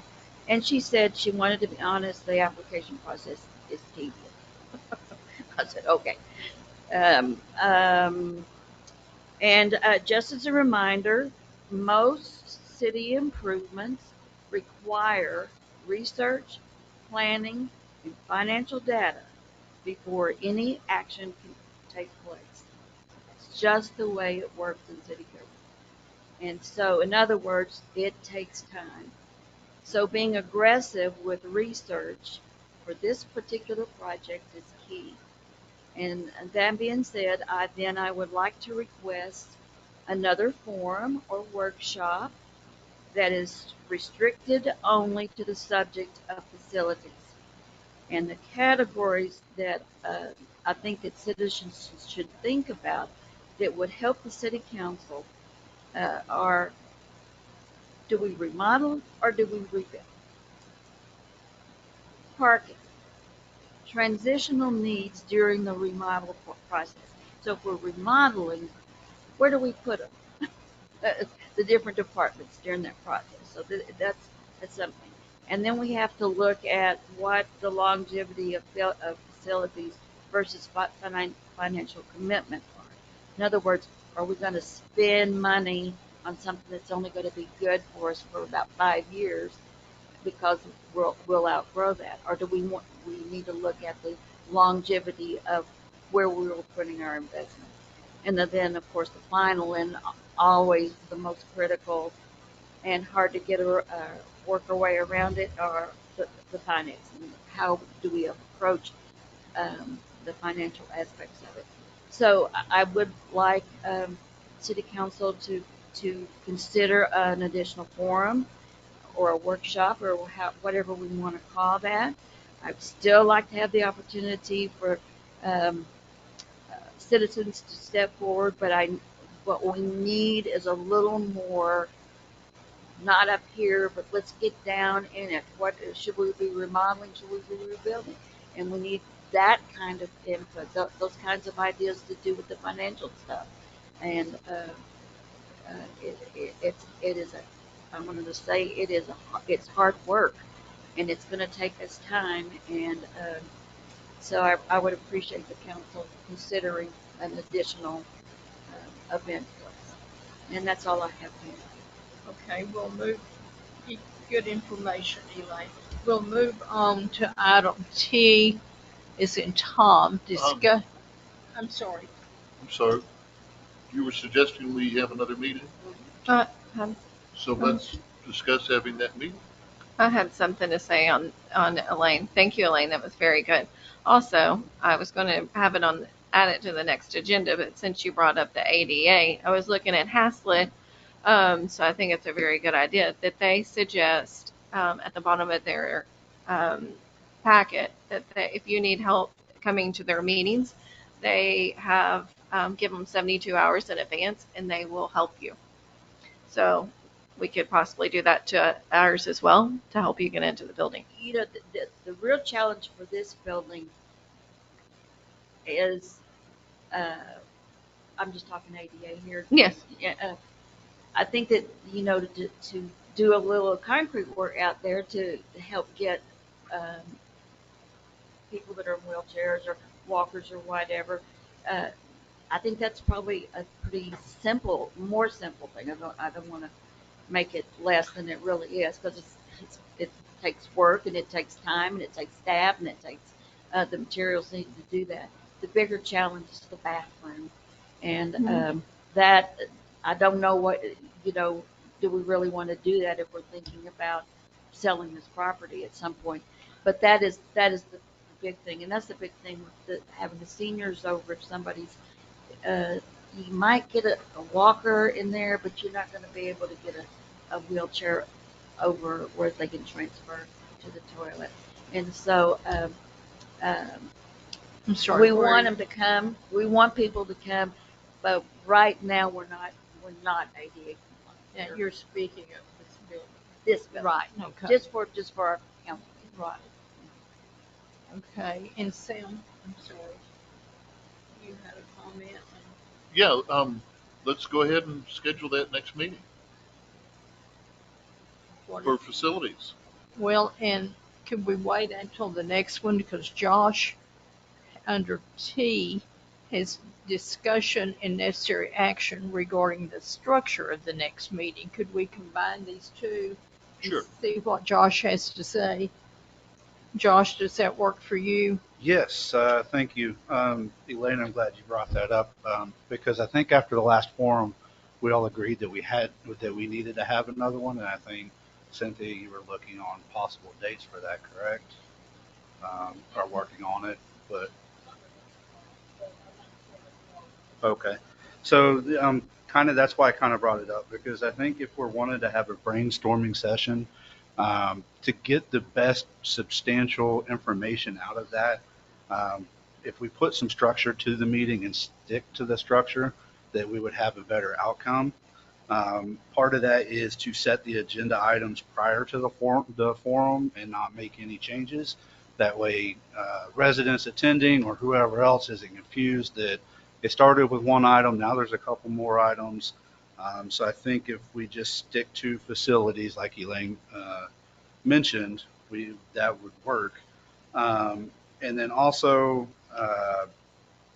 adhering to some of the ordinances that dictate how our meetings should be run, not only covers that for the forum, it goes for all of our meetings. And one ordinance is, any person desiring to participate in this portion of the meeting shall indicate in writing a desire to speak and indicate the topic on which they desire to speak by submitting a written request to the city secretary or the staff member with the record-keeping responsibility prior to the commencement of the meeting. Said person shall limit his or her comments to the topic indicated. And I bring that up because we did not follow that on that last one, even though we set a deadline for when people needed to submit their write-ins. Also, the next ordinance is at all other times during the meeting, the members of the audience shall not enter into discussion or debate on matters being considered by the city council or other city board or commission unless recognized by the presiding officer. So I think if we set that out there and we follow that, that might help alleviate some of the side chatter going on or the outburst, or, you know, when people are speaking, they're not being interrupted. So I think if we come up with the agenda items, which should be very simple, one or two, keep the structure, follow the ordinances, follow the laws, I think we'd have a better turnout. And if we do it far enough in advance and encourage the residents to not only bring their ideas, but how to solve those ideas. We know a lot of the problems. We need help solving some of this stuff. So if we give them time to do that, I think we could. So what do y'all think about setting another forum and figuring out the agenda items tonight so we can get that going? Are you saying that just for the forum, or are you saying that for all city council meetings? What do you mean? To fill out a form for them to write down? This ordinance, it covers for all city meetings. For all city meetings, you want them to fill out a form, what they're going to talk about? That's what we've been doing. That's Right. I'm already just sorry. on the city's presentation. Okay. Sorry. Well, let me interrupt, because the form we had was the first that we've had of something like this. And Carvin was wonderful to work with. Carvin and I disagreed, and I lost. That it should be set up like a council meeting, which we did. However, following Carvin's advice when we got to the part about the forum. I don't know if it was item A or whatever it was. As presiding officer, basically it was my meeting without any particular restrictions. Now, again, if y'all want to have another forum, then you need to kind of comply with what he said, and I'm sure he'd work with you. Well, I think if we directly. have, even if it's considered a forum, we still had to post it as a special council meeting, so we should still always Right. follow ordinances. Yeah, and no Carvin matter said what no, forum. you do not. He said I could let them speak as long as they wanted to. And fortunately, we didn't have anybody that spoke forever. And that it was my call if somebody was out of line on what they were saying. But there I was a could lot have of called. people having side conversations that you I didn't could, and I'll stop. be honest, Josh, I could not hear it Okay. up here on the thing. And it's just like I think Miss Mize is sitting back there right now. I don't know if she's left or not. I can't, yeah, right. I can't see her for the podium. So since we all have different points of views, would you like assistance? And if maybe somebody's seeing side chatter that we can see that you can't see, that Sure, Okay. should have let me know. John- I mean, I'm not saying it didn't happen. I'm saying because we had, I don't know, 28 people at a given time, you know, it was a come and go. That back row was completely, I couldn't hear anything back there. Now, if somebody's come up here, fine on the thing. So, yeah, I'm not trying to be critical. I'm just saying these are things that the forum probably pointed out we need to address, Mhm. you know, Yeah. and tie it in. I added the future of Rome by some request. There were people saying, where are we going? So, and again, if you want to tag it down to just facilities, and I think like Elaine said, not only we need, but how do we get there? Mhm. You know, I think it sounds very good. What were y'all thinking about when to have another meeting? I don't have a calendar with me. Save time. Do you want me to get some dates out to you guys and see what works? Are you but Yeah, to that's narrow fine. it down, are we thinking in March or, I mean, think- we're already February I 10th. think mid to late March will probably give everybody enough time to put some stuff together or figure out a good date. Why don't we let Cynthia play with the calendar and Yep. what all's going on and see, you know, like you say, Cynthia, 2 or 3 items. If I I did not can, want to go back Mayor, to this meeting, but Josh, did you hear anybody else walk out and say anything in a tone? I or actually heard several people sitting in the crowd in the crowd, but talking, discussing, while other people were up here presenting their Correct. points. So I know people. I know had you this- did, but did you hear someone else walk out and say something? Or was it just the people in the crowd? I'm not sure I understand your question. Did anybody else hear someone walk out of the building and say something? We all know somebody was escorted out of the building. No, somebody else. Did you hear somebody else walk out of the building? I was in here. I couldn't hear. No, but somebody else walk out of the building that said something. Okay. But I'm not Are going to you say. asking me if I heard conversations? No, that were outside somebody the that walked building? out the building. But I'm not going. I'm tired. Well, I don't even know why we put this back on here because I can go into further. This is why we were talking about this 3 times. I'm glad you're putting it back on there. We could not have stopped what people were saying. Yes, you can. Well, no, In but fact, he was talking about the ordinance earlier. right, but Because at the beginning, it was never on the agenda. And I'm sure nobody put on their presentation that says, I want to give our city administrator a hard time. I But- want to abuse our city administrator. Because there was a lot of attacking of our city administrator going on. there was a lot of attacking of all of us. You're the one at the very end that you agreed with it, but there was a No. lot of attacking of all If of us. they want to attack us as elected officials, we're the public officials. That's fine. They can Right. attack me. Bring it. I can take it. I've got a thick enough skin. But the thing is, our city staff should never be subjected to that kind of harassment. And we did not do our jobs to protect our city staff during that meeting. Because we need to make sure that if people are talking, they stay on topic. Because if somebody wrote down on the topic, I'm going to attack our city administrator, then you know what? They shouldn't have been allowed to speak. And when they started attacking the staff, we should have stopped them. I apologize that I didn't stop them. When I went back and read through everything, I mean, there was 2 of them that I guess that was, I just blocked out. But I went through all of them, and you know, it was a little much. I was like, okay. One asked for signs at a church, how we could work together. You know, one was talking about selling property. One was saying, why are we doing social media? Another one, I mean, I have it all written down. But yes, I was not in favor of someone yelling, and I felt threatened. I didn't want to address the issue. So, but can we move on? Why in the heck are we talking? Why was someone, you know, speaking about our mayor again tonight? As what one of the ladies said, let's move past it. Let's move on. Let's schedule another one. Let's put it down, and hopefully it turns out better. So thank you, Elaine. I didn't want to address this again. So, Okay. but thank you. We're Glad I gonna- made my point. We're going to move on to item U. Well, wait. Why are As beating we are, it to death? I'm sorry?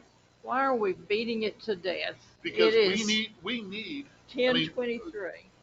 And you know what? We can stay here till 6 o'clock tomorrow morning. You're There's going to be by business- yourself if you do. The city has business it needs to address. We meet only. Well, only Josh one time. is, Elaine have Josh addressed. brought up a very good point. I wish I could quote him from what he said earlier about you say what you're going to talk about, and it is the, if you could read it again, Josh, about you stay on topic. Submitted a written request to the city or secretary or the staff member with record keeping prior to the commencement of the meeting. Said person shall limit his or her comments to the topic indicated. Okay, now I'm confident that no one had the topic of let's attack staff. Okay, and when they started attacking staff, all of us should have been responsible enough to stop it. Okay, and that's why I'm apologizing, and I'm saying we should never, ever let that happen again, because that creates a hostile working environment for our employees. But I think we also needed to hear from the general public. Yes, we needed to hear from the general public, And but I if they think that the Cynthia's attack- breaking the law, they need to file a charge with the police department. Okay? Well, no. Instead of attacking them in this public forum, we need to protect these people. They weren't being attacked. What I thought I was hearing, and you correct me, is that I know lots of us were attacked. I know Cynthia, I believe, was attacked more than anyone. well, hey, We were all attacked. Now, Josh, so we can end this one. Now, are you saying that they need to fill out so no latecomers can go and drop off? Excuse me. So anybody can drop off? Oh, is your mic not working? No, it's working fine, thanks. So can anybody drop off a late form, or do they need to drop it off right at the beginning of the meeting? What I'm saying is we need to follow what the ordinance dictates, that they need to submit it to the city secretary or staff member prior to the commencement of the meeting. It's spelled out right there. Okay, so some of the ones that came in at the last minute should not have been accepted. and a lot of people, Which they came in at yeah. the last minute, we should have not accepted them. So going to the next one, they can't, what they didn't like to being heard, they can't just drop it off at Shayna's table. And so we had a lot, and that's fine because that was the intent of the meeting. Oh my gosh, I think I want to say something, so I'm going to go fill out a form. I think that was fine. I have no problem with that because at least those people took the time to come up here and listen to what was going on. Yes, Elaine. Because it is so late, I'd like to make a suggestion that we, on the upcoming meeting that we have, that we add to the agenda a discussion regarding House Bill 2840, public comments on agenda items. This is the state law about what needs to happen at city council meetings and how it happens. Well, it wasn't truly a city council meeting. Well, It was, but it wasn't. Carvin said Mayor, we had to call we it have the that. right as a city council to make that happen. Well, you can do it forward, but let's don't go back and beat me up for trying to help our I'm city. suggesting with Well, this, I'm not saying you are, but on the- I don't want any more of that. let's And that's fine. Let's do whatever going forward. so we can Yeah. when I have What this about put on the letters that agenda. are sent in? Is there a procedure for that? No, I didn't find anything about the letters being sent in, but I think it follows the same ordinance that they need to be submitted prior to the meeting. But we had public, first of all, it has changed a little bit from there. So that is our ordinance, but also our published rules are, if you're going to be online and you're going to have comments, you need to submit them on a council meeting, but by 4 o'clock. And remember, we updated those because we had a situation where somebody read somebody's comments to the council, and some people didn't like that. And so we said, only the people that are going to make the comments, they have to make the comments. And then they have to call into City Hall and say that those are their comments that they're making. So when it comes to the 22nd, they were supposed to submit comments by noon on Friday to be read. And those 3 letters that were submitted, were they submitted by that deadline? No. Well, and I'll be honest, as a mayor, 2 of them came direct to me. And they said, and I don't mean this because I don't agree with that, but we don't trust City Hall having these letters. Can you get them read? And I may have been wrong, but I said, okay, I will take them. My daughter had a letter, and I'm lazy. So I just put her letter with the other 2 rather than make a trip to City Hall. So if I can, I may apologize for those. One of those people had sent me another letter, and I discussed it with Cynthia, and she said we cannot use it until or unless they call her and send an email to Cynthia relative, or Shayna, but to City Hall on the thing, and they chose not to do that. Well, and that's their call. True. Well, true, but my concern with that, and I understand what you're saying, but my concern with that, when you accepted him, then what that was communicating is that City Hall wasn't to be trusted, and we're here to serve the citizens, and there is not one comment that has been submitted that has not been read, because we're here to serve the citizens, and we follow the ordinances. I'm not, saying that has happened. I'm just saying that's why I thought, hey, to keep peace, what harm is there for showing them up? Now, Josh is saying I should be beat up, and he's right. I should maybe have accepted those 2 letters, but I did. And so I'll never, ever do it again on the thing. So let's move on now to Elaine, this is you. Can we have peace in the building, please? Because I can't hear everything, please. Can you what? There's a lot of ruckus in the building, so. Sometimes where she's sitting, it echoes under her if they're talking. If anybody's out there on the phone, please make sure you're on mute because it sometimes bleeds over.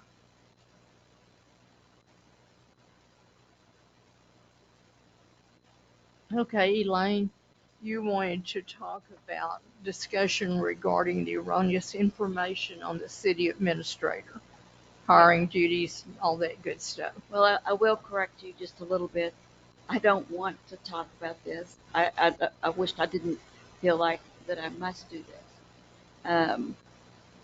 One of the things that happened on that Saturday was that all of the city council was prepared for a meeting that was restricted to primarily facilities. And so I didn't come armed that day with a stack of stuff and a bunch of history and a bunch of information, or I would have responded then. So instead, here I am at late on the night having to deal with something that probably shouldn't really have occurred on that Saturday. So the first thing I want to say is that this is going to be long, and I apologize. Um, it's lengthy, but there were lots of accusations, lots of criticism, and I knew while I was sitting here it was not true. And so I went back and checked on my notes, who said what, and what was not accurate, and what seemed to be the information that the citizens have the right to know. And so it's with that in mind. And also, I do have a protective um, part of me that I think it's totally unfair to our city staff to take that kind of of abuse. I'm going to use the word abuse, and us not be prepared to insulate it. That is our job as city council, is to insulate our staff, and we didn't do a very good job of that on Saturday. So. So what I did was I took the comments that were made. There was questions about hiring. There was questions about experience. There was questions about duties, and there were questions about reviews and salaries and all of that kind of stuff. And so I'm going to try to shorten what I have here, but I wanted to be, as accurate as I could. So under the hiring category. Prior to the current administrator, the city of Rome hired a recent graduate of public administration, and his salary reflected his limited experience. He resigned after 1 year. Only because of my human resource background, I was asked to assist the former mayor, Mayor DeCredico, in searching for applicants for a new administrator. A job description was developed by considering things such as, but not limited to, the city's master plan for future focuses, improved services from each of the city departments, personnel improvements such as cross-training and team building, increased professional education of the staff, work with outside entities such as TxDOT, Encore, developers, work with the city council and other elected and volunteer officials, and the infrastructural improvements. We received approximately 12 applicants. Telephone interviews took place for the first step of screening. A list of questions was developed, and each person was asked the same questions. Many of those 12 worked for nearby cities, but their experience was limited to one department of the city and not a comprehensive management. 3 applicants were personally interviewed by the former mayor and me. All 3 had their references checked and were vetted by an attorney. Due to the vetting, 1 applicant was eliminated. The final 2 were then interviewed by the city council in closed session, having access to the resumes, job description, outcomes of the reference checks, and the proposed salary information. Council took action and authorized the former mayor to extend the offer to Cynthia Northrup. Her beginning salary was the same as the previous administrator. Because of her education and her previous related experience, her salary was increased in the then upcoming 2020-2021 budget. It was still far below the average salary paid in North Texas for city administrators. I have here a copy of her resume. I have highlighted in yellow her past experience, and I'm going to very quickly just hit what I've highlighted. She has now 2 years of experience with the city of Rome. So I really am aggravated when I read social media that she has no experience. She has 2 years of experience right here with us. She had experience with the Dayton Community Development Corporation and people who are familiar with economic development A development corporation is a corporation that is set up through money that is usually taken from sales tax, and then they form this corporation and they work directly with the city. It's not unusual for the city council to have one or two of its members over on that corporation's um, board as well. So they work as a team for the economic development of that particular city. So she spent time working with that, with the development corporation, as well as the city of Dayton. She was assistant manager to the city of Alvin, Texas. She worked directly with through a business working with the city of Fort Worth. Master thoroughfare plan update, solid waste master plan update, urban renewal, major drainage study.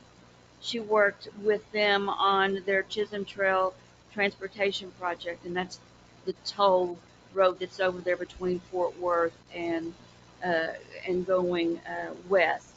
She participated in the 35 express lanes that were put in, and then she also did some work with the city of Dallas. Then she put in 5 years of experience working with TxDOT, and she was a liaison for government public affairs, and so she worked with many cities along with TxDOT, strategic planning, local government relationships, project analysis. She had HR responsibilities, and she was also a media spokesman. And I will tell you that during that 5-year period, she worked directly with one of our former mayors, who was one of her references. And I can tell you that every time that I see him, he talks to me about her skill and how he knew her professional skills, and he was so glad that she was here. She worked as a county commissioner in Denton County for 7 years. This is a long list of things that she did in that capacity, which relate directly to what we do in city work here. Her education, School of Public Affairs. She has a bachelor's degree, communication studies, a master's degree in public administration, and then she has from the university, and she got those from the University of North Texas, and then with the University of Oklahoma. She did an International Economic Development Council and graduated in 2021. She's got lots of memberships that are relative to what we do here. She served on the city council as an elected member, so she has sat where we sit. And then she wrote a book. It's called Making a Difference, Navigating the Maze of Local Government. So that was what we were looking at as far as experience. At this time, she provides us with weekly reports, us being the mayor and the city council, citing her activities, the number of hours dedicated to those activities, so we have direct knowledge as to what she's doing and how much time she's spending on that. And which I'm going to tell you is an average about 60 hours, but I have seen as many as 80 hours in a week. Her duties are extensive. So I'm not going to read all those, but what I'm going to show you is a list of her performance indicators and her accomplishments, which were information that was given to the city council and the mayor at her review. It's 2 pages of accomplishments that she has done for this city. If anybody wants to look at it, I'll be glad to share it with you. Then the next thing, I'll just skip all along with her duties, and I want to be clear that all duties are assigned only by action taken by the city council, including the requirement to follow all items already directed by the city council, such as using job descriptions, employee manuals, ordinances, state and federal laws, state and federal constitutions, etc. The city administrator has no authority to change policies, procedures, job descriptions, etc. Only the city council has that authority. So there is no such thing as carte blanche. I want to be clear. The city council is the authority and no one else. We had our most recent salary review, and the city council members were given employment review forms, which gave a 5-point ranking scale for the professional evaluation. The form had space for written comments and suggestions. 2 elected officials refused to complete the evaluation form and made only verbal comments, which were positive. The city council considered a comparison of North Texas cities with comparable data. And that data was population, number of service departments within the city that must be managed, experiencing growth with resulting responsibilities, education, and the number of years of experience. The comparison showed that Rhome was paying substantially less than the comparisons, more than $25,000 a year. There was discussion about the importance of continuity in the position of the administrator, especially considering the many projects requiring negotiations, staff development, cooperative relationship with outside entities related to growth, and outstanding legal issues with the city's infrastructure, which needs focused efforts. Also part of the discussion was city administrators, secretaries, experienced department heads, and tenured staff are in high demand in the North Texas area due to growth. Matter of fact, the original efforts to replace the Rhome City Secretary resulted in almost no experienced and certified applicants. So the cost to replace any of these positions would require large increases in salary. Discussion moved to a multi-year plan to address the challenges of salaries and retention of qualified personnel. After reviewing all of the information that I've just read to you, the City Council took action and unanimously voted to renew the contract and to increase the salary of the city administration. Now, it's my personal opinion that there are 2 working rubs. One of those, and this is not criticism, this is an observation, and I have some suggestions. The working relationship between the mayor and the administrator has at times been tense, mostly when the mayor expects the administrator to do certain things that are in conflict with the actions and directives of the city council. The administrator is required to follow the directives of the city council. Occasionally, and this is not a bad thing, this is not meant to be ugly, occasionally the mayor takes exception and assumes the administrator is defiant by choice. In these cases, the mayor should work with the city council to consider action to improve communication and make changes to policy if needed, namely making it an agenda item for discussion. Unfortunately, the administrator at times has been caught in the middle, and she has no authority to do things differently unless the city council takes action.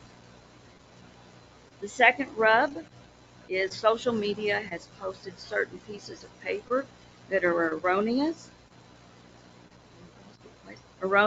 and are fake documents involving the city of Dayton and the Dayton Community Development Corporation. I will tell you from this point, I'm not going to say Dayton Community Development Corporation. I'm going to call them DCDC. The managers of these 2 entities wrote letters of recommendation in 2019 when Ms. Northrop left, as well as letters of recommendation and explanation to the fake documents in the last 2 months.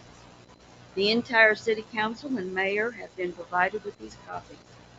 I'm going to read these to you in just a minute. The statements that were made of no experience are absolutely untrue.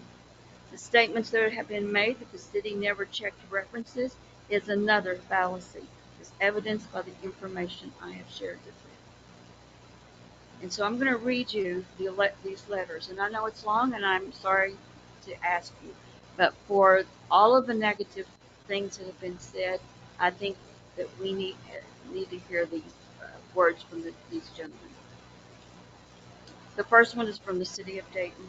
Elaine, can we come back to you? Josh wants to meet after this meeting. Sam has got something to say. Ashley has something to say. Yes, ma'am, I hear and what you it's say. 10:47. I am not giving up my spot. I'm almost through. To whom it may concern, it is a pleasure to write a letter of recommendation on behalf of Miss Northrop, as I am confident in her integrity and ability to meet the myriad challenges of the city management. One item worthy of highlighting, first and foremost, beyond her educational background, is her experience as the Denton County Commissioner. In this role, she operated as a county administrator for the precinct, as Denton County didn't have a council administrator, a county administrator. As such, the experience and knowledge she gained directly transfers and relates to the role and demand of a city manager. She's an energetic professional and brings a valuable perspective to the constantly changing environment prevalent in local government and city management. While at the city of Dayton, specifically as the assistant director, she was a team player with the city staff, city elected officials, and of course, the DC board and their staff. She came into the organization during the time of transition, and during that time, she assisted in the development of budget for presentation to the DC board, updated the articles of incorporation and bylaws, developed numerous systems and protocols needed in the organization, hired an administrative assistant, identified pressing needs, and developed solutions, including a business retention and expansion plan and a customer service. She established working relationships regionally instead of just locally. I'm paraphrasing a little bit so we can move this along. She was instrumental in the city of Dayton's successful efforts in obtaining a $4.8 million grant from the Economic Development Administration for infrastructure improvements. Cynthia's education, experience, and abilities are a perfect match for city management opportunities she is pursuing. She is committed to servant leadership, and I'm confident she will be a valuable asset in any community that is lucky enough to hire her. I will just paraphrase Mr. Davis, who was then the director of the DC group. And like I said, they are partnering. And he had as many accolades to say about her, different things that he pointed out in addition to what the first gentleman wrote. Now we'll move to the letters that have recently been written. And they're short. I had the opportunity to serve alongside Cynthia throughout her time with the city of Dayton. It came to my attention that negative employment evaluation statements from staff were placed in Ms. Northrop's file. These files were placed in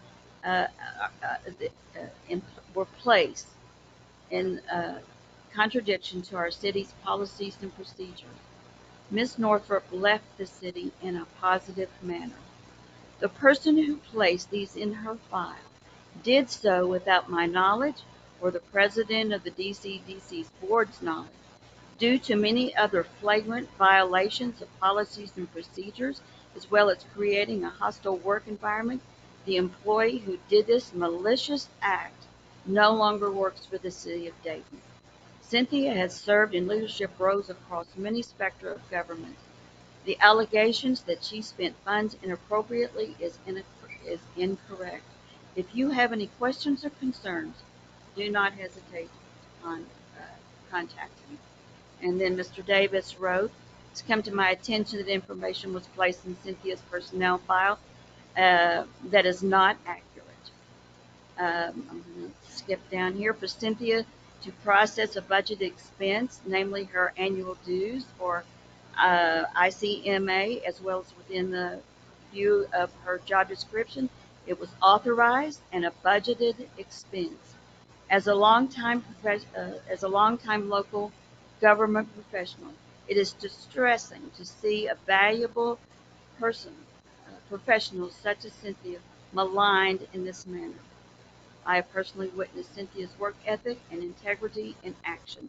I would welcome a conversation to verify this information. Now, I haven't shared all of that information. I have some suggestions to make. I want to put this item on the agenda for the next meeting. In the next meeting, I would like to discuss and possibly take action to improve the communication and interaction between the mayor, the city council, and the administrator. Since that's not been put on the agenda previously for discussion, I'll put it on there. I asked for another agenda item to discuss and possibly take action to establish a city-supported media site, which offers all citizens a forum to ask questions and related concerns with timely, factual responses, including support documents. It would not be a replacement for open records requests. My third point and last point is, I have read the book written by Ms. Northrup.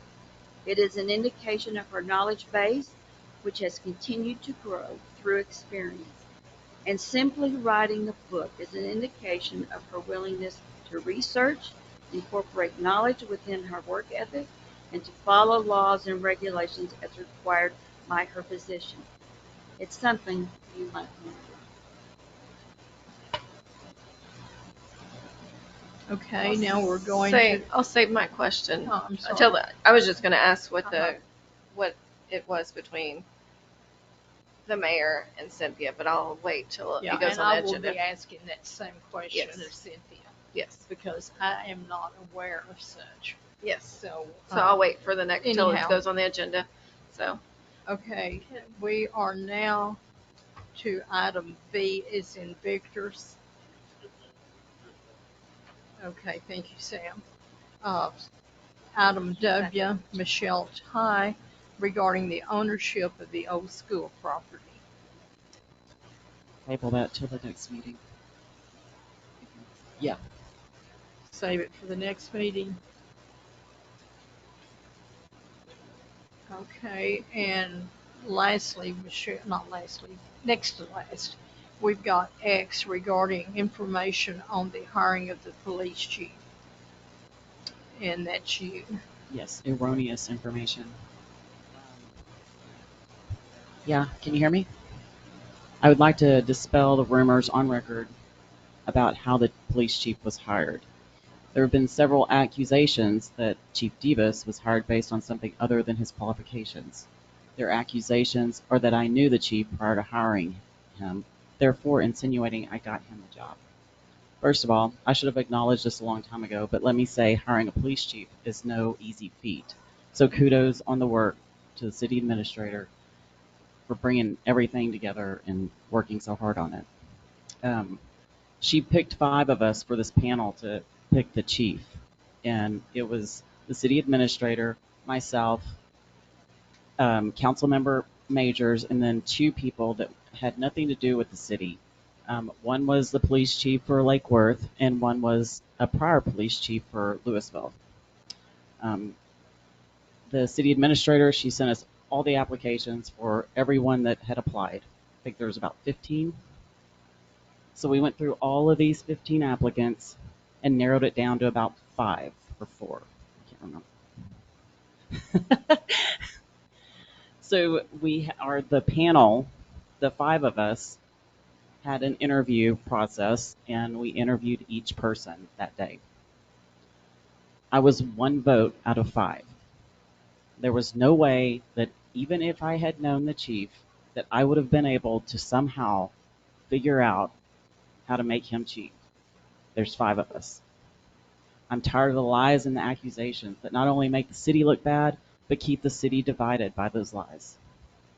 Chief Davis was chosen as a chief by 5 people that unanimously believed he was the best qualified and the best choice for the city.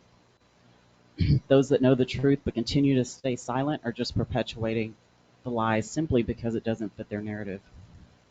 The city can't and shouldn't be hiring people anymore based on the good old boy system. I believe that's what some people want. I've heard stories about female officers not wanting to go to work because of the way the chief spoke to them. I believe we've progressed enough that women shouldn't have to go through that. I still can't believe it happened here. I want to thank Chief Davis for taking this position in the city, unaware of the political dangers he would be facing. He has been targeted and attacked since he was hired, simply for being neutral and doing his job without outside influence. He has done an amazing job, and I believe he has brought professionalism, integrity, and accountability to this chief position that has been without it for far too long. So, thank you.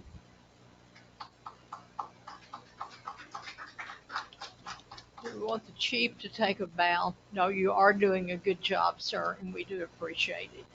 It's a lot of effort on the thing. And gosh, I hate to say this, but this is the last item. Why?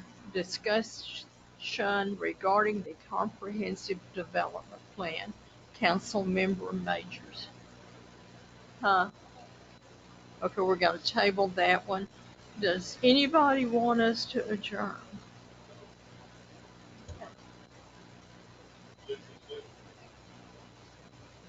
Yeah, we've got to go to executive session. Josh, are you still wanting that? Okay, so let's move to executive session, then we'll come back out and adjourn. So, y'all that want to go home, there is the door.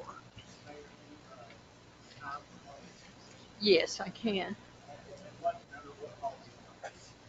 Okay, we are going to executive session under item A, consultation with attorney, section 551.071, pending or contemplated litigation, settlement offer, or to seek advice from the attorney. It is now 10:59. This conference will now be recorded.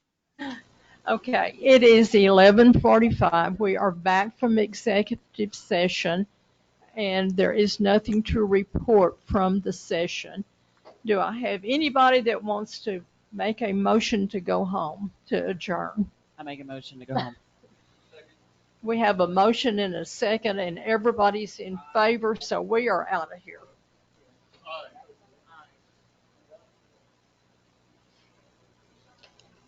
Good night, guys.